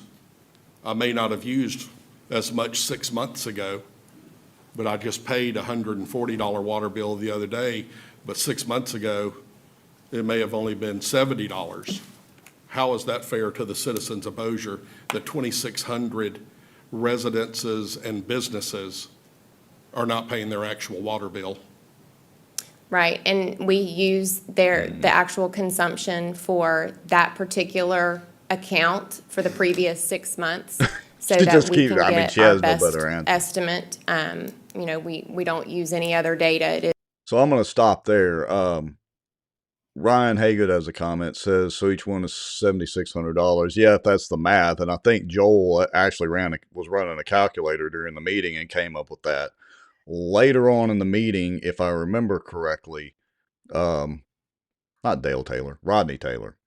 Rodney Taylor comes up. I think they actually called him. And he's like, no, I want to say, Ryan, that he said the 1-inch meters were a few hundred. Oh, here we go. We're a few $100s. Let me back it up right here. Hold on. When you do something, so if that helps you, a little less than 2,000 That's great, meters. yeah. 2,000 meters. I just divided the 3 million by 2,600, which it's a different number. Boy, if that's Rodney Taylor, he's done put a belly on him a little bit. I think that's who it is. Hold on. Let's see. Funny, that kind of looks like Brad Zagoni, but I mean, if you No. wanna call He's Rodney, no. Zagoni called Taylor. Really just one of our questions. oh, okay. All right. So hold on. He's coming up. So wait a minute, you're telling me Zagoni's in charge of water He meters didn't like now? coming to the mic. He's a a whole fire lot, chief. so- He's got it. All right. Listen up. But out of that account that we use there's other things that are purchased out of that. For like new water meters, the adapters that go with them, the boxes, that's all factored in. That's all spent out of that. 250,000. So, Rodney, so there's 2,600 or so meters that are not actively working at this point. Okay. So my suggestion would be, if we're spending 250,000, let's just go ahead and figure out what it would cost to get 2,600 meters. Get those 2,600, how long is it gonna take to get those 2,600 meters? That's a good question, because right now we're waiting on a 4-month back order on 1-inch meters. We're at critical low right now. And that's a 3/4 inch meter that we can get for 1 inch? No, the 3/4 inch, you're about 125. Don't quote me on that. I have to get you the revised number, but it's about 125. Okay. All right. My suggestion would be to amend this ordinance and go ahead and get the 2,600 meters that we need. He's on a 4-month backlog right now. It could take another 6 months in order to get those in. That way, we are getting all 2,600 meters up and running and generating the proper revenue that it should be producing for the city. All right. So I'll stop right there because it's banner back and forth, and I'd have to scrub up to that. But Well, are you in shock like I am? What did Ruttenbuck have to add? Did he get up there and say, well, when we had this problem in Shreveport, did he say anything like that? I mean, I haven't watched this. No, not quite. He basically just came up there and ad-libbed and gave some lip service that was completely meaningless and pointless. I got to give credit to Hammonds for calling him to the carpet again. But it's just amazing to me.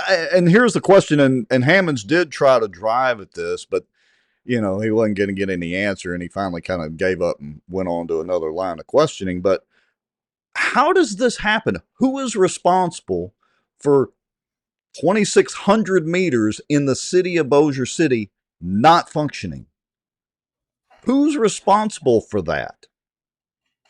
Why has that not been communicated to the council? Or was it communicated to the, that's what I'm asking. I mean, again, I go back to the water fund. This is an expense and a liability. Why was it? Surely this was in there. Look, I have no good answer for this, but it was quite the entertainment there at the meeting. I mean, everybody was just like stunned. Is that what we're paying? Is that what we're paying for with this public-private partnership? Is that what we're getting? Yeah, I mean, they're just like Part due. Yeah, just like the heck with all the water meters. We got more important stuff like like building parking lots for private businesses. More important things to take care of, Duke. Oh, good grief! Well, yeah. Hey, you got to go. There was a pretty good little section, but interestingly, I don't see it in the notes. I see the little dot on there. Oh, there it is at the 25:22 mark of this meeting. Yep, of that meeting right there. Okay, and we just got to hit play. All right, let me Yeah, I got your timestamp here. Let me switch screens. All right, here we go. My thought process on all of this is, if we're going to use the term fair, and I don't like using the term fair because fair is not always equitable to everybody, but if we're going to use the term fair, is it fair for a unit that is empty to pay a beautification fee? You asking me that? Is okay, it, hold on. I'm running the meeting. I'm just, yes or no, is it fair for a vacant unit to pay the beautification fee? No, may I answer my? So, because you have a few rent houses in Bossier City, Mayor Chandler. Oh.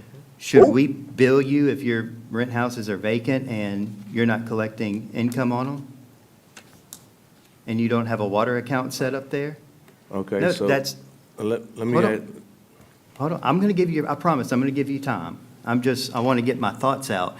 It's not fair, but we have no mechanism. We can't call the apartment complex owners every month and say, hey, how many units do you have this month that are occupied? Just sit over there in your... One, no offense to you guys, I don't trust that you'd give us the right number. And so you use you use the national average. I'm a real estate agent. When I help someone purchase a rental property, an income-producing property, we account for a 20% vacancy rate. So you use that national average and you say on any given day, the apartment complexes are probably going to be averaging around 80% occupancy.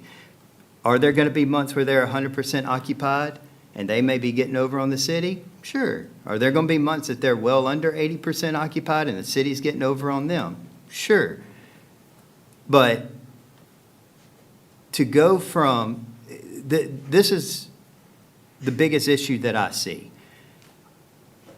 A residential home was paying $26 in January. And then in February, they went up to $34. A modest change, but still, that could be a stretch for those on a fixed income that live paycheck to paycheck, that already struggle. $12 is an awful lot to some people. But to go from $12 to $6,000, that could bankrupt somebody. And what could happen is you could have apartment complex owners who say, sorry, we're not going to do pest control. We're not going to mow the grass. We're not going to do deferred maintenance and give you a quality place to live because we can't afford it because we've just got hit with a $6,000 a month increase on a bill. Hey, I want to pause it right there for just a second. So going from a $26 a month bill to a $38 a month bill is a 46.15% increase. I just want to point that out. I just want to point out the actual math on it. It's a 46% increase. It's not just $12. All right, here we go. And then what happens there is you have apartment complexes that become dilapidated, that are on the news because of the unsanitary living conditions. Or heck, what if they go out of business and now you have 300 people that are now homeless because the apartment complex shut down? They just couldn't afford to do it. I see no issue charging them a fair rate. And we can argue all day long whether they should have been paying attention and seen this come through because it was discussed in September and October and November. But we're going to hold them to that standard. Let's hold all 68,000 people that live in Bossier City to that standard. Let's hold all 300,000 that live in the MSA that drive on our roads every day. Let's hold them to that standard. And if we're holding everybody to that standard, this room wouldn't be big enough to hold everybody. People just don't follow until it's something piques their interest and they need to follow. And so addressing that, hey, you know what, it may have been the right policy. It's okay to say we messed up a little bit in the implementation process. It doesn't make us bad at our jobs. It doesn't make us, bad city councilman or a bad mayor. No, it just, in there, Tommy. actually, I think it shows integrity to say we made a mistake and we could do this a better way. And so that's what I see. And if we're right now on pace to be around 8.8 million, and we might have a few other expenditures, this $400,000 perceived deficit might be net neutral and might not be a deficit, might have a balanced budget after all. Now, keep in But mind, they don't even know if this fails today, meters. even if this fails today, we're going to. Yeah, let me pause, and I'm sorry, everybody. We jump back in time. This is before Hammonds' question about the 2,600 meters. Okay, good point, dude. Yeah, I have these guys, they didn't know that. $24,000 deficit. So the budget's not balanced. So to chastise us here in front of everybody because you don't like it and say that we're ruining a balanced budget is the most far-fetched. I mean, we're living in Gaga land. I mean, it's not based on reality Chris's because we're first going to have shot a across deficit the whether bow this for the passes next or not. race. Ruining a And balanced what I budget took from last night without was saying that anything almost about every single person that 2,600 came to meters. that podium, they had no issue really with the $12. What they had an issue with is they don't perceive that they're getting their value. There's a man that's sitting right here who's been complaining about trash in a chair in his neighborhood for 3 or 4 weeks. And it's still sitting there. Even after last night, we didn't send Public Works there to get it. Yeah, So other story. if we're going to talk fair, let's have an open conversation about what fair is. Because I've instructed every single one of these city councilmen that if there's an issue, to copy you on it as the mayor, to copy Ms. Nottingham, Ms. McGraw, and myself. So we know, and I tell you what, my email is flooding of requests. Ms. Ross had a lady here last night talking about a ditch on Broadway. That request was turned in 3 weeks ago. So we can have a conversation about what's fair. So, Mayor Chandler, you can have the floor. Thank you, Mr. Smith. Well, first of all, Public Works don't have enough people working for them anyway. That's why we got the extra people helping cut the roads as it is right now. What? All right, so we want to be fair. I'm not picking on these guys, and I was not talking anything bad about y'all, about nothing about that. I was talking about we run for all the 60-something thousand people, citizens. All right, they're not going to have to pay for 5 years, but all the other citizens are going to have to pay the $12. All right, what about Ms. Jones in a rent house? She's got to pay for that meter. Do y'all going to adjust her pay? She's not until that she adjusts her rent? No. You're going to have multiple people like that, and you have a bunch of people who have these other complexes that have individual things. So if we're going to be even and fair on everything, just let the whole citizens have it off for the whole 5 months, and then start from there. Then why didn't we make this change 4 years ago? Wait a second, I didn't vote on this. Y'all voted on it the last time you made it a law, a deal, okay? I know you I vote, don't, what am I'm I? sorry, I would love to vote, but I don't get to vote. But I didn't vote this in back last time. He has a point. In my opinion, this is politics at its worst. This is taking a opportunity to pit some citizens against others. I would be remiss if I didn't point out, as much as I'm on Tommy all the time, this is one of the first times since he got his nuts cut with the whole Shane Cheatham deal, that he's actually taken a stand a little bit. I gotta say, I'm a little proud of Tommy for giving a little pushback finally. Listen, I don't know. Something just occurred to me. Where are these 2,600 meters that don't work? They're scattered all over the city. It would be interesting to get a map of them. Well, wait a minute. If there's 2,600 that are estimated, 20, I don't know. I'm just thinking, I wonder how many apartments there are. I think they said, seems like the number 6,000 is sticking in my head, but Okay, I don't know. I just maybe I I'm could be thinking wrong. crazy. Yeah, it's late. I could be Conspiracy wrong. theory week. Yeah, it's Yeah. late. Okay. Right. So anyway, that's it. Yeah. They went at it pretty good, and I thought that was pretty amazing. I mean, look, like it or not, whichever side of the equation you're on, you're getting public debate on issues. You didn't get this before. No, You didn't you get didn't. this.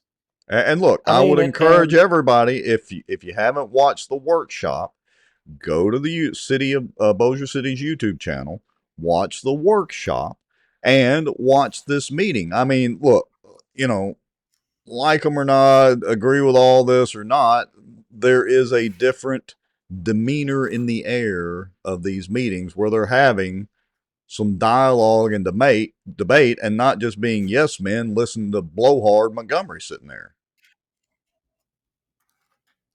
yeah, no doubt about it. And I want to go back before we close the show out. When I was talking about the tariffs earlier, Jeff Sadow had a comment, and he was just basically saying there's no way that the tariffs would offset, income taxes and all of that stuff. And look, I'm sure that he's right. I'm sure he's probably right. But here's what I do know.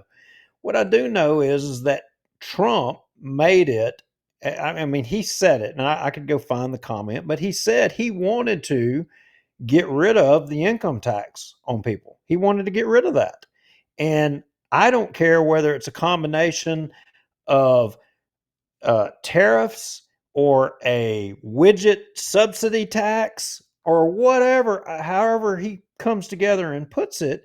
But I think his primary goal is to get rid of the taxation on everybody in the form of an income tax.